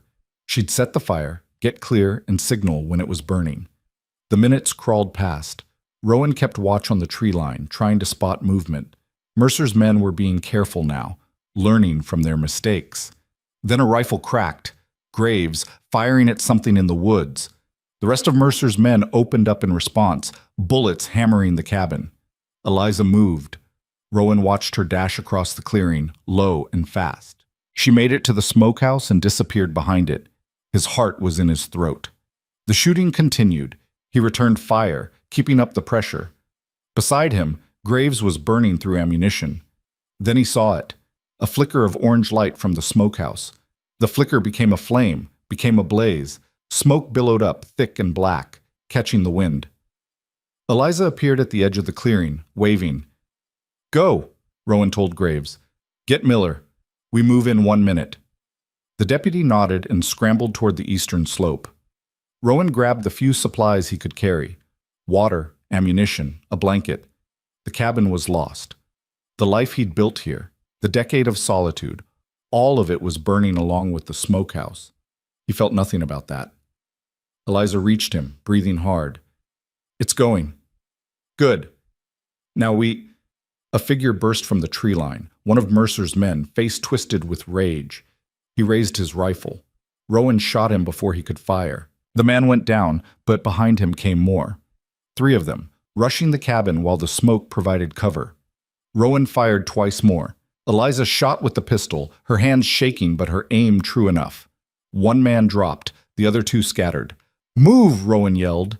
They ran toward the eastern slope where Graves was helping Miller to his feet. The deputy was pale, barely conscious, but he could walk with support. The smoke was everywhere now, choking and blinding. Perfect cover, if they used it right. They pushed into the trees, heading down slope. Behind them, the fire was roaring, consuming everything. Rowan could hear Mercer's men shouting, confused and angry. Then a voice cut through the chaos. Frank Mercer, screaming orders. Find them! They're heading down! Move! They stumbled through the darkness, Miller groaning with each step. The terrain was treacherous, rocks and roots waiting to trip them. Rowan led, following the trail by memory and instinct. A gunshot behind them. Then another. Someone had picked up their trail. Faster, Rowan urged. They pushed harder, Miller crying out in pain but keeping his feet moving. Graves was half carrying the younger deputy now, his face set in grim determination. Eliza stayed close to Rowan, the pistol still in her hand. The trail widened, became easier. They were maybe a mile from the cabin now, descending fast. If they could just reach the valley floor, they might... A figure stepped onto the trail ahead of them. Cole Brennan, rifle raised, smiling despite the bandage still wrapped around his head. End of the line, Cade. Rowan's rifle was empty. He'd burned through his ammunition in the firefight. He still had his knife, but that wouldn't help against a gun. Cole's smile widened. Frank wants the girl alive. The rest of you, he doesn't care. I'm thinking I'll start with the deputies then. Eliza shot him. The pistol cracked twice. The first bullet caught Cole in the chest. The second hit his throat. He staggered backward, the rifle falling from his hands. His mouth worked, trying to form words, but only blood came out. Then he fell. Eliza lowered the gun, her face white. "Move," Rowan said, pulling her forward. They ran past Cole's body, down through the trees. More shouts behind them, closer now. Mercer's men were gaining ground. The trail opened onto a clearing, and there, like a miracle, were lights. Torches. Marshal Reeves stood in the center of a group of armed men, his face hard. "Federal officers," he bellowed into the darkness behind Rowan. "Throw down your weapons." Rowan and the others stumbled into the clearing. Miller collapsed, Graves going down with him. Eliza was shaking so hard she could barely stand. Behind them, the sounds of pursuit stopped. Reeves strode forward. "Where's Mercer?" "Up there," Rowan managed, with maybe half a dozen men left. "Not anymore." The marshal gestured, and his deputies moved past them, heading up the trail with rifles ready. Within minutes, the sounds of surrender echoed down, men throwing down weapons, being placed in custody. But Frank Mercer wasn't among them. They searched for an hour, combing the mountain. They found 6 of his men, all subdued and shackled. They found the burning remains of Rowan's cabin, the fire finally dying down to embers. They didn't find Mercer. "He's gone," Reeves said finally. "Probably ran when he realized we were coming." Rowan stood at the edge of the clearing, staring up at what remained of his home. Everything he'd built, everything he'd saved, gone. Eliza appeared beside him. She didn't say anything, just took his hand. "I'm sorry," she said finally. "It's just a cabin." It was more than that. Yeah, it was. But he couldn't bring himself to care, not with Eliza standing beside him, alive and unhurt despite everything. They walked back to where the deputies were organizing the prisoners. Miller had been stabilized. He'd live, though he'd need surgery soon. Graves looked exhausted but determined. Reeves approached them. "We'll get you both back to Iron Hollow. You can give your statements there and—" "No," Rowan interrupted. "No? Frank's still out there. Until he's caught, we're not safe. And going back to town just makes us targets." "So what do you suggest?" Rowan looked at Eliza. She nodded. "We disappear," he said. "For a while. Until either you catch him or he gives up." Reeves considered this. "I can't officially endorse witnesses fleeing jurisdiction." "Then don't endorse it. Just look the other way for a few days." The marshal studied them both. Then he sighed. "I didn't hear that. And I certainly didn't see which direction you went." He held out a hand. "Good luck, Cade." They shook. As dawn broke over the mountains, Rowan and Eliza rode out on Smoke, heading east into territory Rowan knew like his own heartbeat. Behind them, Iron Hollow fell away. Ahead, the wilderness opened up, dangerous and beautiful and free. "Where are we going?" Eliza asked. "There's a place, 2 days' ride, cabin I used during my first year on the run. Nobody knows about it." "Will we be safe there?" "Safe enough." She was quiet for a moment. Then, "I killed a man tonight." "Yeah." "I don't feel anything about it. Is that wrong?" Rowan thought about all the men he'd killed over the years, the ones who deserved it and the ones who probably didn't. The weight of it never really went away, but you learned to carry it. "You did what you had to do," he said. "Cole would have killed all of us without blinking. You saved our lives." "That doesn't make it easier." "No, it doesn't." They rode in silence as the sun climbed higher, painting the world gold and green. Somewhere behind them, Frank Mercer was running. Somewhere ahead, a future waited, uncertain and dangerous and theirs. But for now, in this moment, they were alive. They were together. That was enough. The old cabin sat in a box canyon so narrow you'd miss it if you didn't know where to look. Rowan had stumbled on it during his second winter running, half dead from cold and hunger, and it had saved his life back then. Now, 12 years later, it was still standing, barely. The roof had holes. The door hung crooked on leather hinges, but the stone fireplace was intact and the walls would keep out the worst of the wind. "Home sweet home," Eliza said, sliding off Smoke. "It's temporary." "I know." She looked around the canyon, taking in the high walls, the thin stream running through. "It's defensible, though. Only one way in or out." That was the idea. They spent the rest of the day making the place livable. Rowan patched the roof with pine boughs while Eliza swept out years of accumulated debris, animal droppings, dead leaves, the skeleton of something that might have been a fox. By nightfall, they had a fire going and coffee brewing. Eliza sat on the floor near the hearth, hugging her knees. She hadn't said much since they'd arrived, her mind clearly elsewhere. "You thinking about coal?" Rowan asked. Among other things, she poked at the fire with a stick. "Mostly I'm thinking about how everything I owned is either burned or seized by the bank, how my father's dead, how the man who killed him is still out there somewhere." She looked up. "How 2 weeks ago I had a house and a name and some idea of who I was. Now I have nothing. You have me." The words came out before he could stop them. Eliza blinked. Then, slowly, she smiled. "Yeah, I guess I do. For what that's worth. It's worth more than you think." She set down the stick and moved to sit beside him. "Can I ask you something?" "Sure." "Why haven't you asked about my father, about what really happened to him?" Rowan considered. "Figured you'd tell me when you were ready." "And if I'm never ready?" "Then you don't tell me." She was quiet for a moment. Then, "He didn't just die of a heart attack. I mean, he did, but..." She took a breath. "The night before he died, Frank came to the house. They argued. I heard them through the door. Frank told him the debt was being called in full, that he had 30 days to pay or forfeit everything." "Your father tried to negotiate?" "He begged." Her voice was flat. "I heard him begging, offering to sign over the house, the office, everything he owned, but Frank said it wasn't enough. He wanted collateral that would guarantee payment." "You. Me." She stared into the flames. "He proposed a contract, said if my father signed me over as security, he'd extend the deadline, give him time to earn the money back." Rowan felt cold rage building in his chest. "What did your father say?" "He told Frank to go to hell, threw him out of the house." Eliza's hands were shaking. "The next morning I found Dad on the floor. The doctor said his heart gave out. But I know the truth. The stress, the fear, the choice Frank forced him to make, it killed him. That's why you didn't run when Mercer came for you." "I thought about it. Thought about disappearing into the mountains, trying to make it on my own." She looked at him. "But Frank would have just put out a bounty. Hired men to hunt me down. At least at the auction, I had some control over who I ended up with." "And you ended up with me." "Lucky me." Despite everything, Rowan smiled. "You always this sarcastic when you're traumatized?" "It's a defense mechanism. My father taught me that too." She leaned against his shoulder. "Tell me something." "Like what?" "Tell me something true. Something you've never told anyone else."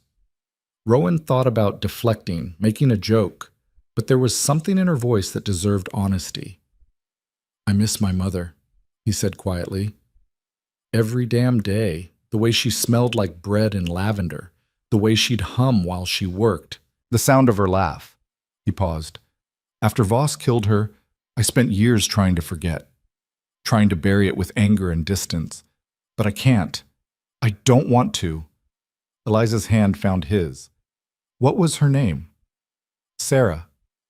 Sarah Cade." She said it softly, like a prayer.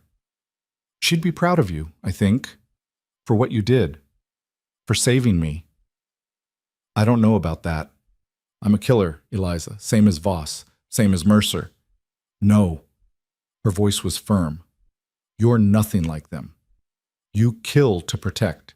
They killed for power. That's the difference." "You really believe that?" "I have to. Otherwise Cole's death means nothing."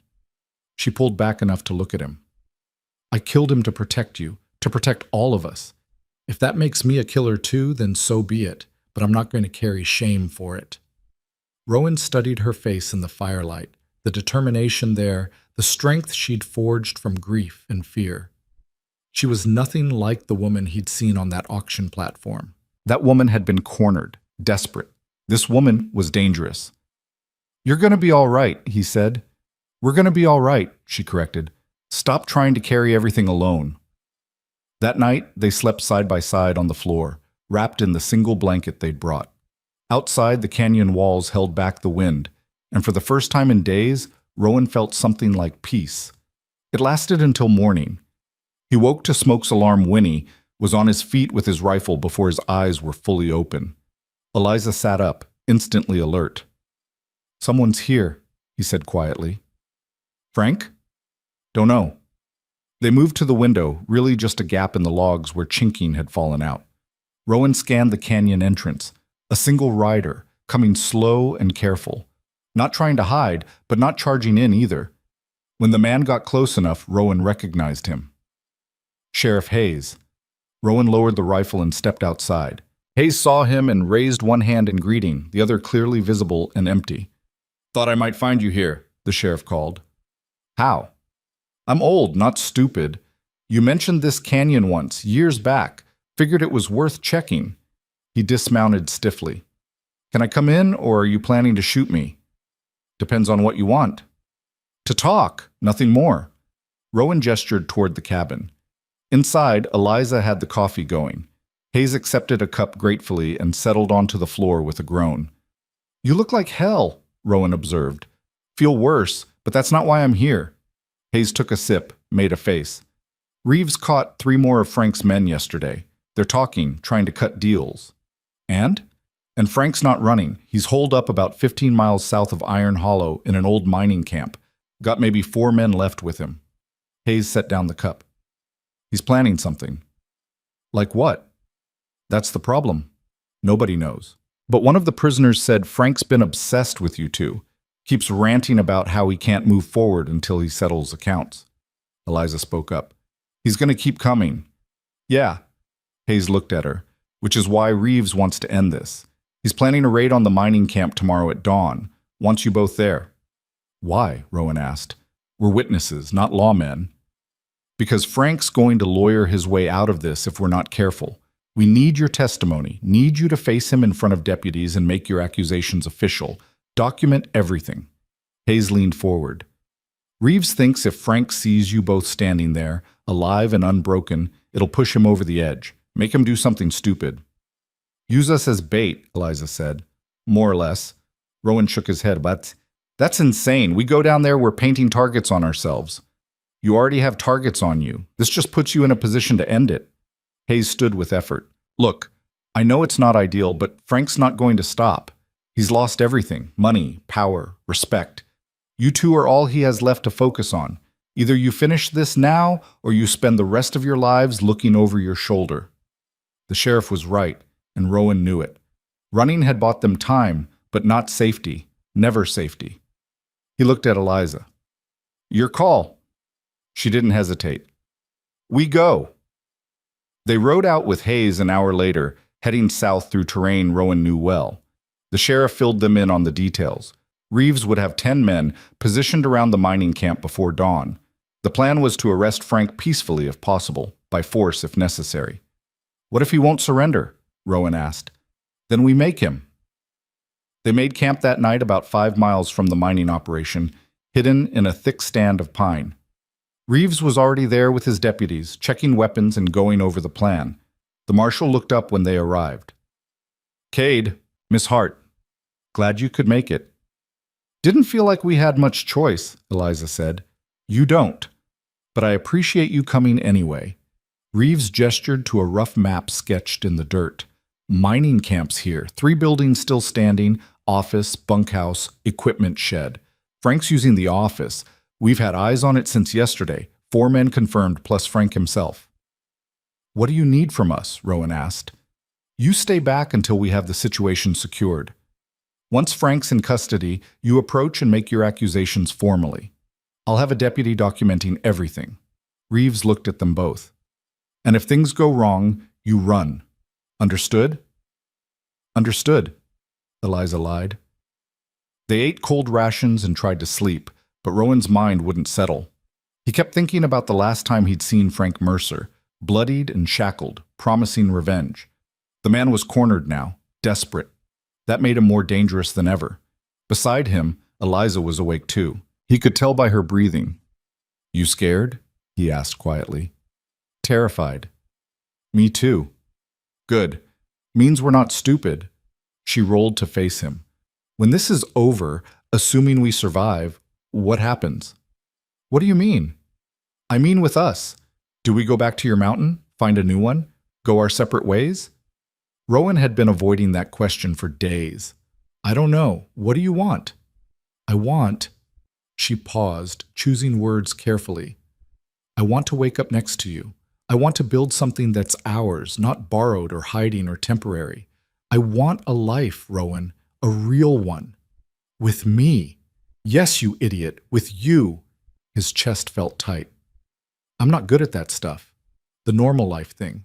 I've been alone too long. Then we'll figure it out together, be bad at it together. She touched his face. I'm not asking for perfect. I'm asking for real. Rowan kissed her, slow and careful, trying to pour everything he couldn't say into the gesture. When they broke apart, Eliza was smiling. Was that a yes? She asked. Yeah, that was a yes. They held each other until the sky began to lighten, then rose with the rest of the camp. Reeves distributed final assignments, checked weapons one last time. Remember, he told everyone, we want Frank alive, but if he draws on you, put him down. They moved out in the pre-dawn darkness, spreading through the forest around the mining camp. Rowan and Eliza stayed back as ordered, positioned on a ridge with a clear view of the office building.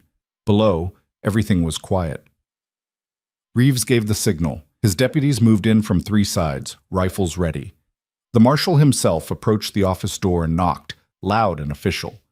Frank Mercer, this is Marshal Clayton Reeves. You're surrounded. Come out with your hands visible. Silence. Then the office window shattered as gunfire erupted from inside. The deputies scattered, returning fire. Bullets chewed through the wooden walls of the building. One of Reeves's men went down, clutching his leg. Cease fire, Reeves bellowed. Mercer, you can't win this. Surrender now. Frank's voice came from inside, raw and furious. I'm not going back in chains. Then you'll die in that building. More shooting. The bunkhouse door opened and two of Frank's men ran out, firing wildly. The deputies cut them down before they made it 10 feet. Rowan watched it all with sick fascination. This was how it ended for men like Mercer. Not in courtrooms or through legal process, but in blood and gunpowder. The office door flew open. Frank Mercer stumbled out, pistol in one hand, the other clutching his side. Blood soaked through his shirt. His eyes were wild, scanning the area. They locked on the ridge where Rowan and Eliza stood. There! Frank screamed. There they are! He raised his pistol. 3 deputies fired simultaneously. Frank jerked, stumbled, but stayed on his feet. He was still trying to aim when a 4th shot caught him in the chest. He went down hard. Reeves rushed forward, kicking the pistol away. He checked Frank's pulse, then looked up at his men and shook his head. It was over. Rowan felt Eliza sag against him. Is he dead? Yeah. Good. Her voice was empty. That makes me a terrible person, doesn't it? No, it makes you human. They walked down to the camp. Reeves met them halfway, his face grim. He didn't leave us much choice. I know, Eliza said. She looked past him to where Frank's body lay in the dirt. Can I see him? You sure? I need to. Reeves stepped aside. Eliza walked forward slowly, Rowan staying close. She stood over Frank Mercer's corpse for a long moment, her face unreadable. My father was a better man than you, she said quietly, and I'm going to make sure everyone knows it. She turned and walked away without looking back. They spent the next hour giving statements, documenting everything for Reeves's report. The marshal was thorough, asking questions, making notes. When he finished, he looked at them both. This closes the case. Frank's dead. His men are either dead or in custody. The property fraud is documented. Your testimonies are on record. He paused. You're free to go. The words took a moment to sink in. Free. What about the auction? Eliza asked. The marriage, is it legally binding? Far as I'm concerned, Cade paid your debt in full and you consented to the arrangement. That makes it legal enough. Reeves almost smiled. Though, if you want to make it official, I'd suggest finding a proper minister. They rode away from the mining camp as the sun climbed higher. Behind them, Reeves's men were loading bodies, securing evidence, doing the grim work that followed violence. Ahead, the territory opened up. vast and beautiful, and theirs. Where to? Eliza asked. Eliza Sagas. Rowan thought about his burned cabin, his lost solitude. Part of him mourned it, but a larger part, the part that had been lonely for 10 years without admitting it, felt nothing but relief. There's a valley about 30 miles north, he said. Good water, good timber. Far enough from Iron Hollow to have peace, close enough to get supplies when we need them. You want to rebuild? Yeah, if you're willing. I'm willing, she smiled. But this time we build it together. No more you handling everything alone. Deal. They were maybe an hour from the mining camp when Rowan saw the rider blocking the trail ahead. He reined in smoke, hand moving to his rifle. Then he recognized the horse, a big roan with white stockings. His stomach dropped. The rider sat motionless, silhouetted against the morning sun. As they got closer, Rowan could make out details. Young, maybe 25, lean and hard with his father's eyes. Caleb Voss. Rowan had known this day would come eventually. Had known it since the moment he killed David Voss 12 years ago. Sons didn't forget things like that. Who is that? Eliza asked quietly. Trouble. Caleb urged his horse forward until they were maybe 30 feet apart. His hand rested on his hip, near a pistol that looked well used. Rowan Cade, he said. His voice was steady, controlled. Been looking for you. Found me. Yeah. Caleb's eyes moved to Eliza. This her? The woman everyone's talking about? Leave her out of this. Can't do that. See, I've been following your story, heard about the auction, the shootout, all of it. Got me thinking about my father, about what you took from me. Rowan's hand was on his rifle, but he didn't draw. Your father killed my parents, Caleb. Murdered them in cold blood. What I did was justice. That's your version. Caleb's jaw tightened. My version is different. Says you shot an unarmed man. He wasn't unarmed, and he wasn't innocent. Maybe, but that doesn't change what you did. Doesn't change that I grew up without a father because of you. The air was heavy with tension. Rowan could feel Eliza beside him, could sense her fear. So what now? Rowan asked. You gonna try and kill me?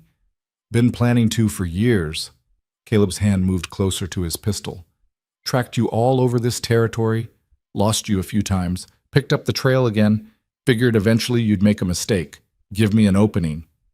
And now? Now I'm here. And you got a choice. You can draw, and we see who's faster, or you can get off that horse and take what's coming. Rowan measured the distance, the angles. Caleb was young and angry, which made him dangerous. But Rowan had experience, and he'd been in more gunfights than he could count. He could probably take him. Probably. Before he could respond, Eliza spoke. No. Both men looked at her. She slid off smoke and walked forward, placing herself between them. Eliza, get back! Rowan started. No. She looked at Caleb. You want revenge for your father. I understand that, but killing Rowan won't bring him back. It'll settle the score. Will it? Or will it just add another body to the pile? She took another step closer. I lost my father too, 2 months ago. Man named Frank Mercer destroyed him piece by piece until his heart gave out. Caleb's expression flickered. I heard about Mercer, heard he's dead. He is, and you know what? It doesn't help. My father's still gone. The hole he left is still there. Her voice cracked slightly. Killing the man who killed him didn't fix anything. It just ended the cycle. This is different. How? How is it different? Eliza's voice was fierce now. Your father killed Rowan's parents. Rowan killed your father. You kill Rowan, and what? Does that make it even? Or does it just mean more grief, more loss, more violence? Caleb was silent, his hand still near his gun. I know you're angry, Eliza continued. I know you want someone to pay. But look at him. She gestured to Rowan. Really look. He spent 12 years alone on a mountain, running from his past. He's already paid. Every day of isolation, every night of guilt. He's already paid. That's not enough. Then what is? How much blood will satisfy you? She stepped closer, close enough that Caleb would have to shoot through her to hit Rowan. Because here's what I know about revenge. It's empty. It burns hot and feels righteous, but when it's over, you're left with nothing, just more pain. Caleb's face was working, emotions warring across it. Your father made choices, bad ones, and Rowan's parents paid for those choices with their lives. Eliza's voice softened. I'm sorry you lost him. I'm sorry you grew up alone. But adding Rowan to the body count won't change that. Silence stretched between them. Rowan sat on his horse, barely breathing. He'd been prepared to fight, to die if necessary. But Eliza had stepped in front of him, had put herself in danger to offer Caleb something he'd never had. A choice. Slowly, Caleb's hand moved away from his pistol. You're wrong, he said quietly. It would help. For a while. Maybe, but only for a while. Eliza held out her hand. Or you could choose something else. Choose to let it end here. Caleb stared at her hand like it was a foreign object. Then, slowly he dismounted. He walked forward until he stood directly in front of Rowan. His eyes were wet, angry, grief-stricken. I hate you, he said. I know. I'll probably hate you for the rest of my life. Yeah, probably. But she's right. My father made his choices, and killing you won't bring him back. Caleb's voice broke. It won't bring him back. Rowan climbed down from smoke. He and Caleb stood face to face, separated by 12 years of grief and rage. I'm sorry, Rowan said. For what it's worth, I'm sorry you lost your father. I'm sorry I'm the one who took him from you. Caleb nodded once, sharply. Then he turned and walked back to his horse. Before he mounted, he looked at Eliza. You're either very brave or very stupid. Probably both, she said. Something that might have been a smile touched Caleb's face. Then he swung into the saddle and rode away without looking back. Rowan and Eliza stood in the trail, watching him disappear. That was the stupidest thing you've ever done, Rowan said finally. I know. He could have shot you. I know. You could have died. But I didn't. She turned to him.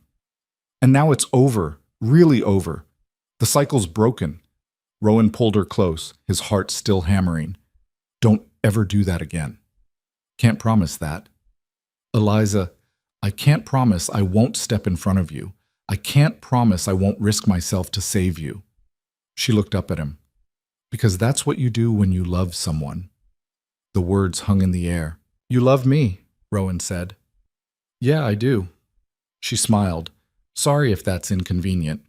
It's terrifying. Good. Love should be terrifying. Otherwise, what's the point? He kissed her then, hard and desperate and grateful. When they broke apart, the sun was fully up, washing the world in golden light. They climbed back onto Smoke and continued north, toward the valley Rowan had mentioned, toward a future neither of them had planned, but both of them wanted.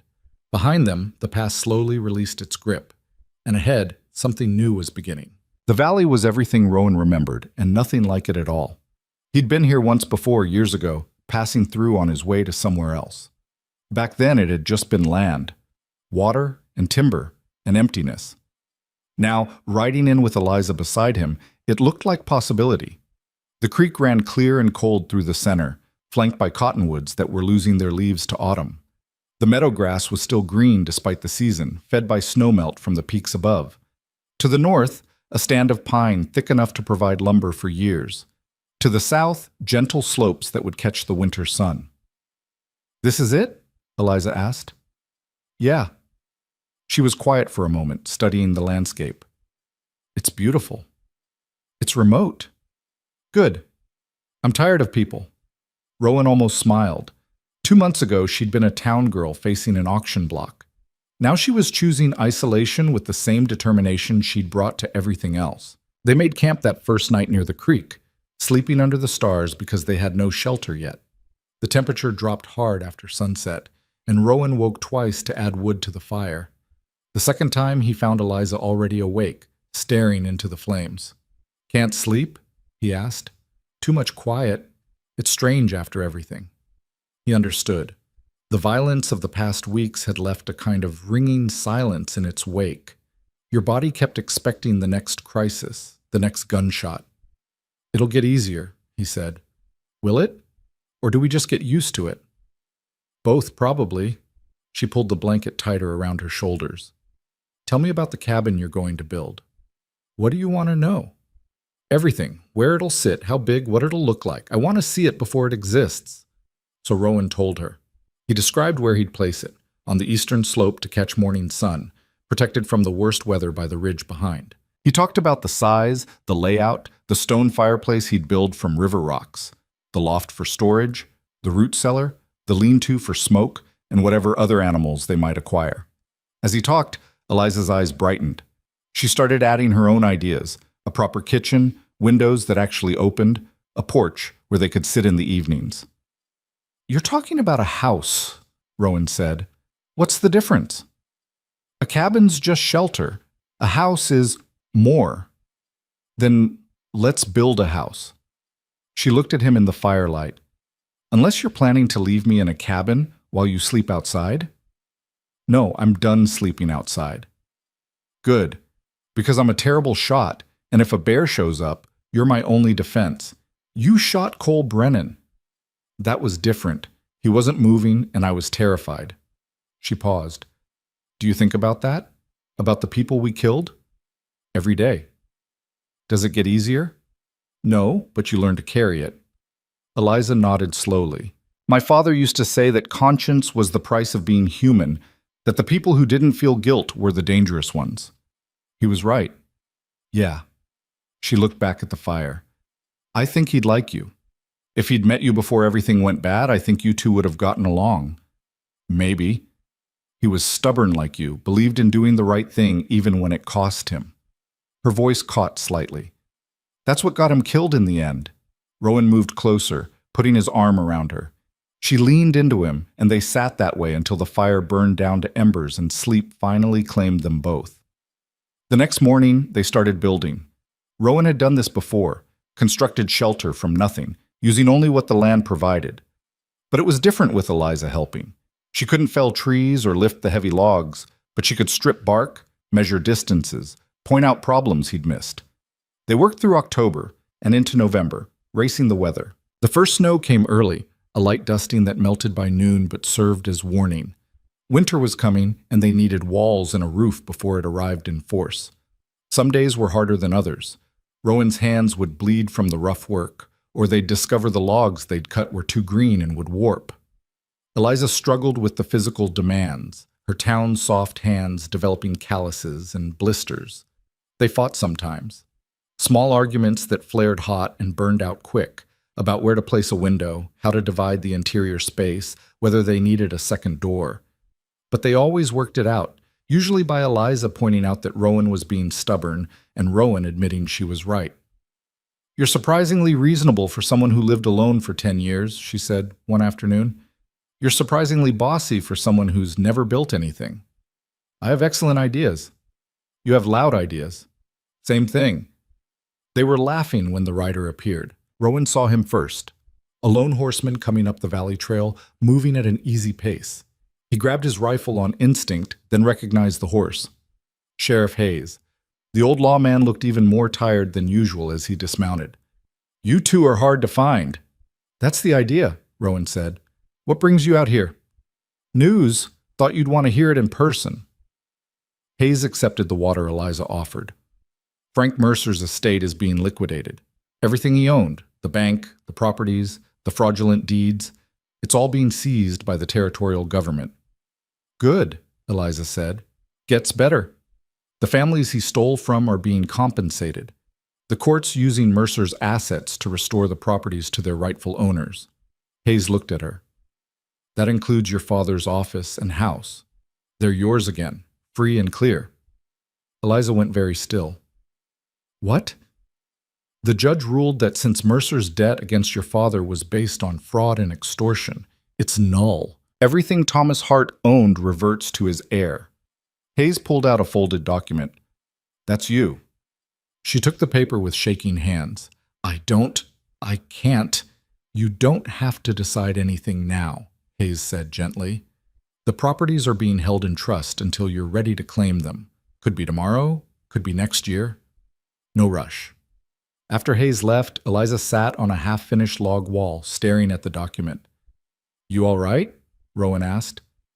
"I don't know. I thought it was all gone. The house, Dad's office, everything." She looked up. Now it's mine again, and I don't know what to do with it. What do you want to do? I want to burn it all down and dance in the ashes. She laughed, but there were tears on her face. I want to go back and erase everything that happened. I want my father alive and Frank Mercer dead 1,000 times over. Rowan sat beside her. But you can't have any of that. No, I can't. She wiped her eyes. So what do I do with the house I can't live in and an office I can't use? You could sell them. Maybe. Or... She was quiet for a moment. Or I could give them to someone who needs them. Turn the office into something useful. Make sure what happened to my father doesn't happen to someone else. Like what? Like a real legal office, for people who can't afford lawyers, for families fighting men like Mercer. Her voice grew stronger. Dad spent his life trying to protect people. Maybe I could finish what he started. Rowan looked at her. This woman who'd survived an auction, killed a man, faced down her demons, and still wanted to help people. She was either insane or extraordinary. Probably both. You'd need to hire someone to run it, he said. A real lawyer. I know, but the building's there, and Mercer's money could fund it for years. She turned to him. What do you think?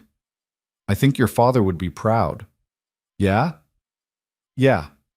The first heavy snow came in late November.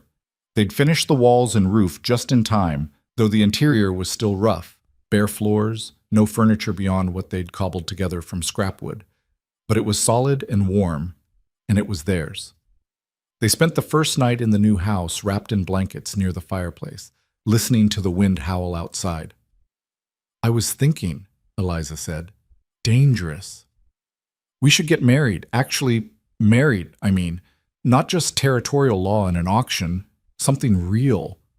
Rowan considered. Thought we were already married. Technically, but I'd like it to mean something. To choose it properly. She looked at him. Unless you're having second thoughts? About you? No. He brushed hair from her face. About my ability to be a decent husband? Constantly. You're doing fine so far. I haven't done anything yet. We've been too busy building. Exactly. You've been building us a home. You've listened to my ideas even when they were terrible. You've been patient with me when I couldn't lift the logs or when I burned dinner. She smiled. That's what being a decent husband looks like. Setting the bar pretty low. Maybe, but you keep clearing it anyway. They rode down to Iron Hollow a week later, through snow that was already knee-deep in places. The town looked different, cleaner somehow, though that might have been Rowan's imagination. Or maybe it was just that Frank Mercer's shadow had finally lifted. Father Domingo married them in the small church, with Sheriff Hayes and a few others as witnesses. It was simple and quick, nothing like the grand ceremonies wealthy families held. But when Domingo pronounced them married, and Rowan kissed Eliza while the small congregation applauded, it felt more real than anything he'd experienced in years. Afterward, they stopped by the old Hart House. It was exactly as Eliza had described, a modest 2-story with a wraparound porch, paint peeling but structurally sound. Her father's office was downtown, still locked and dusty. You sure about this? Rowan asked as she produced the key. No, but I'm doing it anyway. Inside the office was frozen in time, papers still scattered across the desk, law books lining the walls, her father's coat hanging on a peg by the door. Eliza walked through slowly, touching things. The desk, the chair, the old coffee pot. He spent so much time here, she said quietly, fighting battles he couldn't win. He won some. Not enough. Rowan didn't argue. He just stood nearby while she said whatever goodbye she needed to say. Finally, Eliza turned to him. I'm going to do it. Turn this into something useful, but I need your help. What kind of help? The kind where you don't let me back out when it gets hard. Where you remind me why it matters. She looked around the office. I can't run it myself, but I can fund it, organize it, make sure it happens. That's something, right? That's everything. They spent the next 2 days in town meeting with lawyers and judges, setting up the framework for what Eliza called the Hart Legal Aid Office. It would offer free legal services to families who couldn't afford representation, funded by the seized Mercer assets. It wouldn't bring her father back, but it would ensure his work continued. On their last night in town, Marshal Reeves found them at the hotel. "Wanted to give you an update," he said. "The men we arrested from Mercer's crew, all of them are facing federal charges. Conspiracy, attempted murder, the works. They'll be in prison for years." "Good," Rowan said. "There's something else." Reeves pulled out a letter. "This came from the territorial governor. Official pardon for you, Cade, for the killing of David Voss." Rowan stared at the document. "Why?" "Because the governor reviewed the case, saw what Voss did to your family, decided it was justified." Reeves handed over the letter. "You're a free man. Officially. No more wanted posters, no more bounty hunters. You can go anywhere, do anything." The words didn't feel real. 12 years of running, of hiding, of looking over his shoulder, and it was just over? "What about Caleb Voss?" Eliza asked. "Will he accept this?" "Don't know, but legally he can't touch you now. If he tries, he's the one breaking the law." After Reeves left, Rowan sat with the pardon, reading it over and over. "How do you feel?" Eliza asked. "Strange. Like I should be relieved, but I'm just numb. It's a lot to process." "Yeah."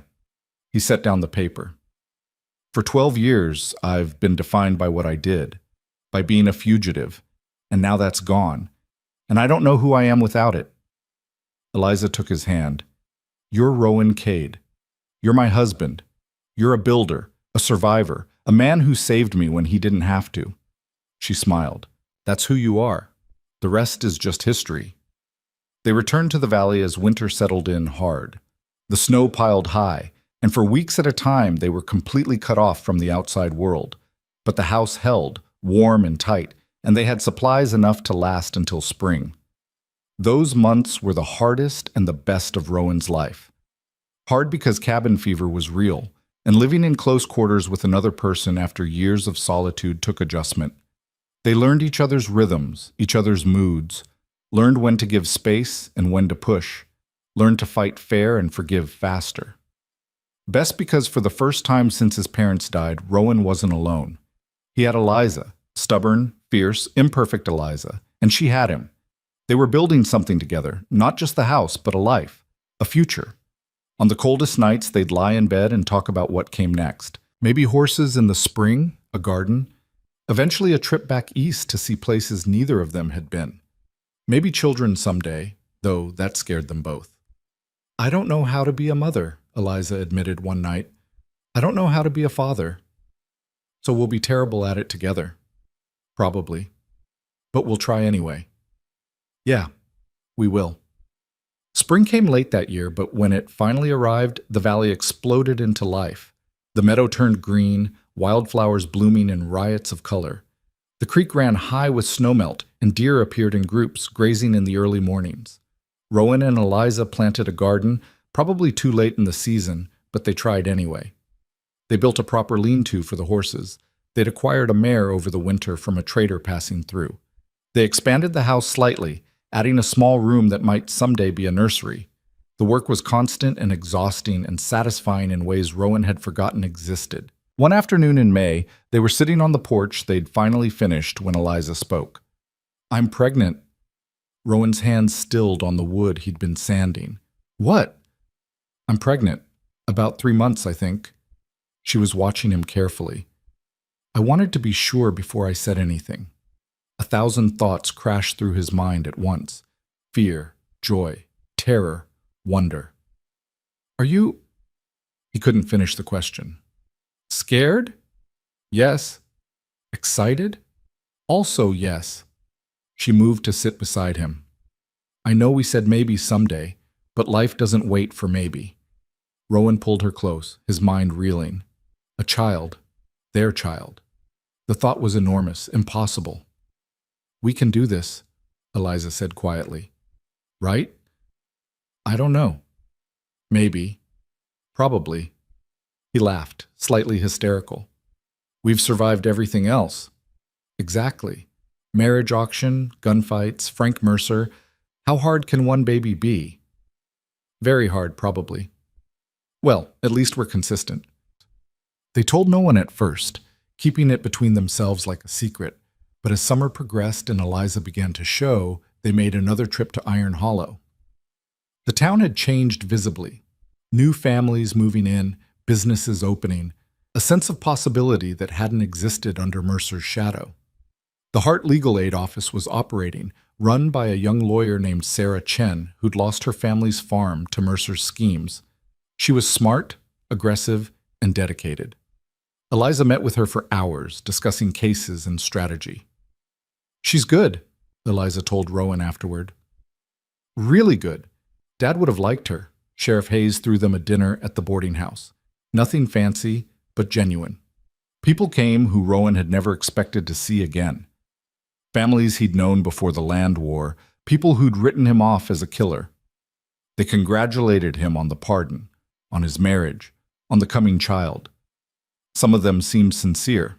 Others were just being polite. But it didn't matter. Rowan was done caring what Iron Hollow thought of him. He had Eliza. He had a home. He had a future. That was enough. They were preparing to leave town when Marshal Reeves found them one last time. "Got news," he said. "Thought you should hear it. Caleb Voss enlisted. Army's recruiting for the Western campaigns. He signed up last month." "Where is he now?" Rowan asked. "Fort Laramie. Training. Won't be back this way for years, if ever."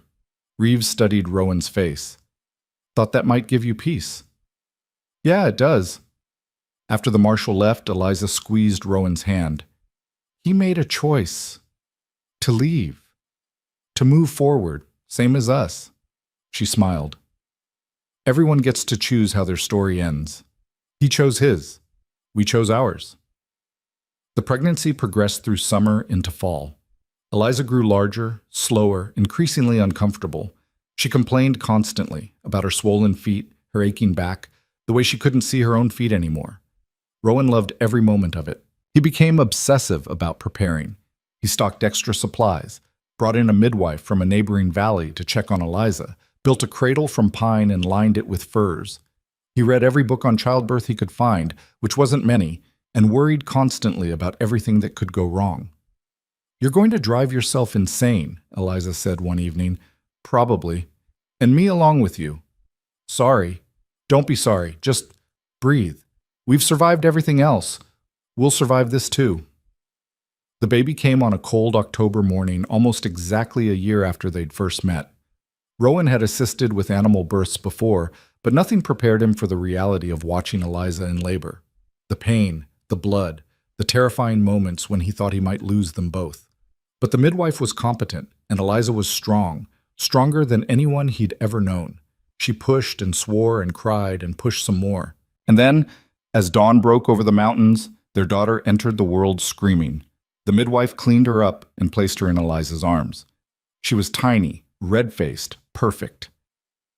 "Sarah," Eliza said softly. "Her name is Sarah." Rowan's throat was too tight to speak. He just nodded and touched his daughter's tiny hand, feeling her fingers wrap around his. The midwife stayed for 3 days, making sure both mother and baby were healthy. Then she left, and it was just the three of them, Rowan, Eliza, and Sarah. The first weeks were chaos. Sarah cried constantly, needed feeding every few hours, produced an astonishing amount of waste for such a small person. Rowan and Eliza stumbled through it exhausted and overwhelmed. But slowly, they found their rhythm. Rowan learned to change diapers, to soothe Sarah when she was fussy, to walk her around the house at 3 a.m. while Eliza slept. Eliza learned to feed Sarah while half asleep, to function on scattered hours of rest, to trust that Rowan wouldn't drop their daughter despite his constant fear that he would. They were terrible at it, and they were also doing fine. Winter came again, but this year it felt different. The house was warmer, fuller. Sarah's presence changed everything, the rhythm of their days, the way they talked to each other, the future they imagined. On a clear February morning, with snow thick on the ground and sunlight streaming through the windows, Rowan stood on the porch holding his daughter. She was 4 months old now, starting to focus on faces, making small sounds that might someday be words. Eliza came out to join them, wrapping a blanket around her shoulders. "What are you thinking about?" she asked. "Everything. Nothing." He adjusted Sarah's blanket. "About how a year ago I was alone on a mountain thinking that was all I'd ever have. And now, Now you have a wife who snores and a baby who never sleeps. Now I have everything. Eliza leaned against him. You're getting sentimental in your old age. I'm 33. Ancient. They stood there watching the sun climb higher, painting the valley in shades of gold and white. Below them, Iron Hollow was invisible, hidden by distance and trees. But it was there, rebuilding itself, moving forward. Sarah made a small sound, not quite a laugh, but close. She's going to be stubborn like you, Rowan said, and quiet like you. That's a terrible combination. Probably, but she's ours. Eliza touched their daughter's face gently. What do you think we should tell her? About how we met? The truth. That you bought me at an auction? That I made the best decision of my life? He looked at Eliza. That I saw a woman who refused to break and I couldn't walk away. That's better than my version. What's your version? That I saw a scarred mountain man with bad coffee and worse social skills, and I thought, yeah, that'll do. Rowan laughed. Sarah startled at the sound, her eyes going wide. We should probably work on our story before she's old enough to understand, he said. We have time. Yeah, we do. They went back inside as the day grew colder. Rowan built up the fire while Eliza settled into the rocking chair he'd made. Sarah nestled against her. The house smelled like wood smoke and coffee and the bread Eliza had baked the day before. It wasn't perfect. The roof still leaked in one corner when it rained hard. The floor was uneven, the windows didn't quite fit their frames. But it was home, built with their own hands, filled with their own life. Outside, the mountains stretched endlessly, wild and beautiful and indifferent.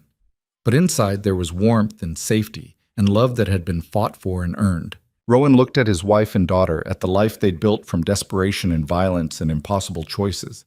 He thought about the auction platform, about Frank Mercer's sneer, about the moment he'd stepped forward and changed everything. Best $3,000 he'd ever spent. Eliza caught him staring. What? Just thinking. About? About how we got here. About everything that had to happen. All the bad and the terrible and the impossible. For us to end up in this exact moment. Regretting it? Not for a second. Sarah yawned, a tiny, perfect yawn, and closed her eyes. Eliza began to hum softly, something Rowan didn't recognize but found beautiful anyway. The fire crackled, snow fell softly outside. The world kept turning, indifferent to their small happiness. But in this house, in this valley, Rowan Cade had everything he'd never known he needed.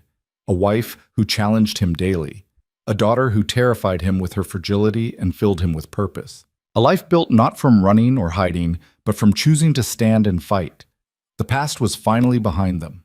The ghosts had been laid to rest. And the future, uncertain, difficult, but theirs, stretched ahead like an open trail. Whatever came next, they'd face it together. That was the only certainty that mattered. As evening settled over the valley and Eliza carried Sarah to bed, Rowan stood at the window looking out at the darkening mountains. Somewhere out there, Caleb Voss was building his own life. Somewhere, Iron Hollow was healing. Somewhere, the world continued its endless cycle of violence and redemption. But here, in this small house, on this remote mountain, peace had finally found two people who'd earned it the hard way. Rowan closed the curtain, banked the fire, and joined his family. The mountain had taken everything from him once. Now it had given him everything back. And that, he thought, as he drifted towards sleep with Eliza's hand in his, was more than he'd ever deserved and exactly what he'd always needed. The story that began with an auction and an exile ended with a home and a heartbeat. It wasn't perfect, but it was real. And it was theirs.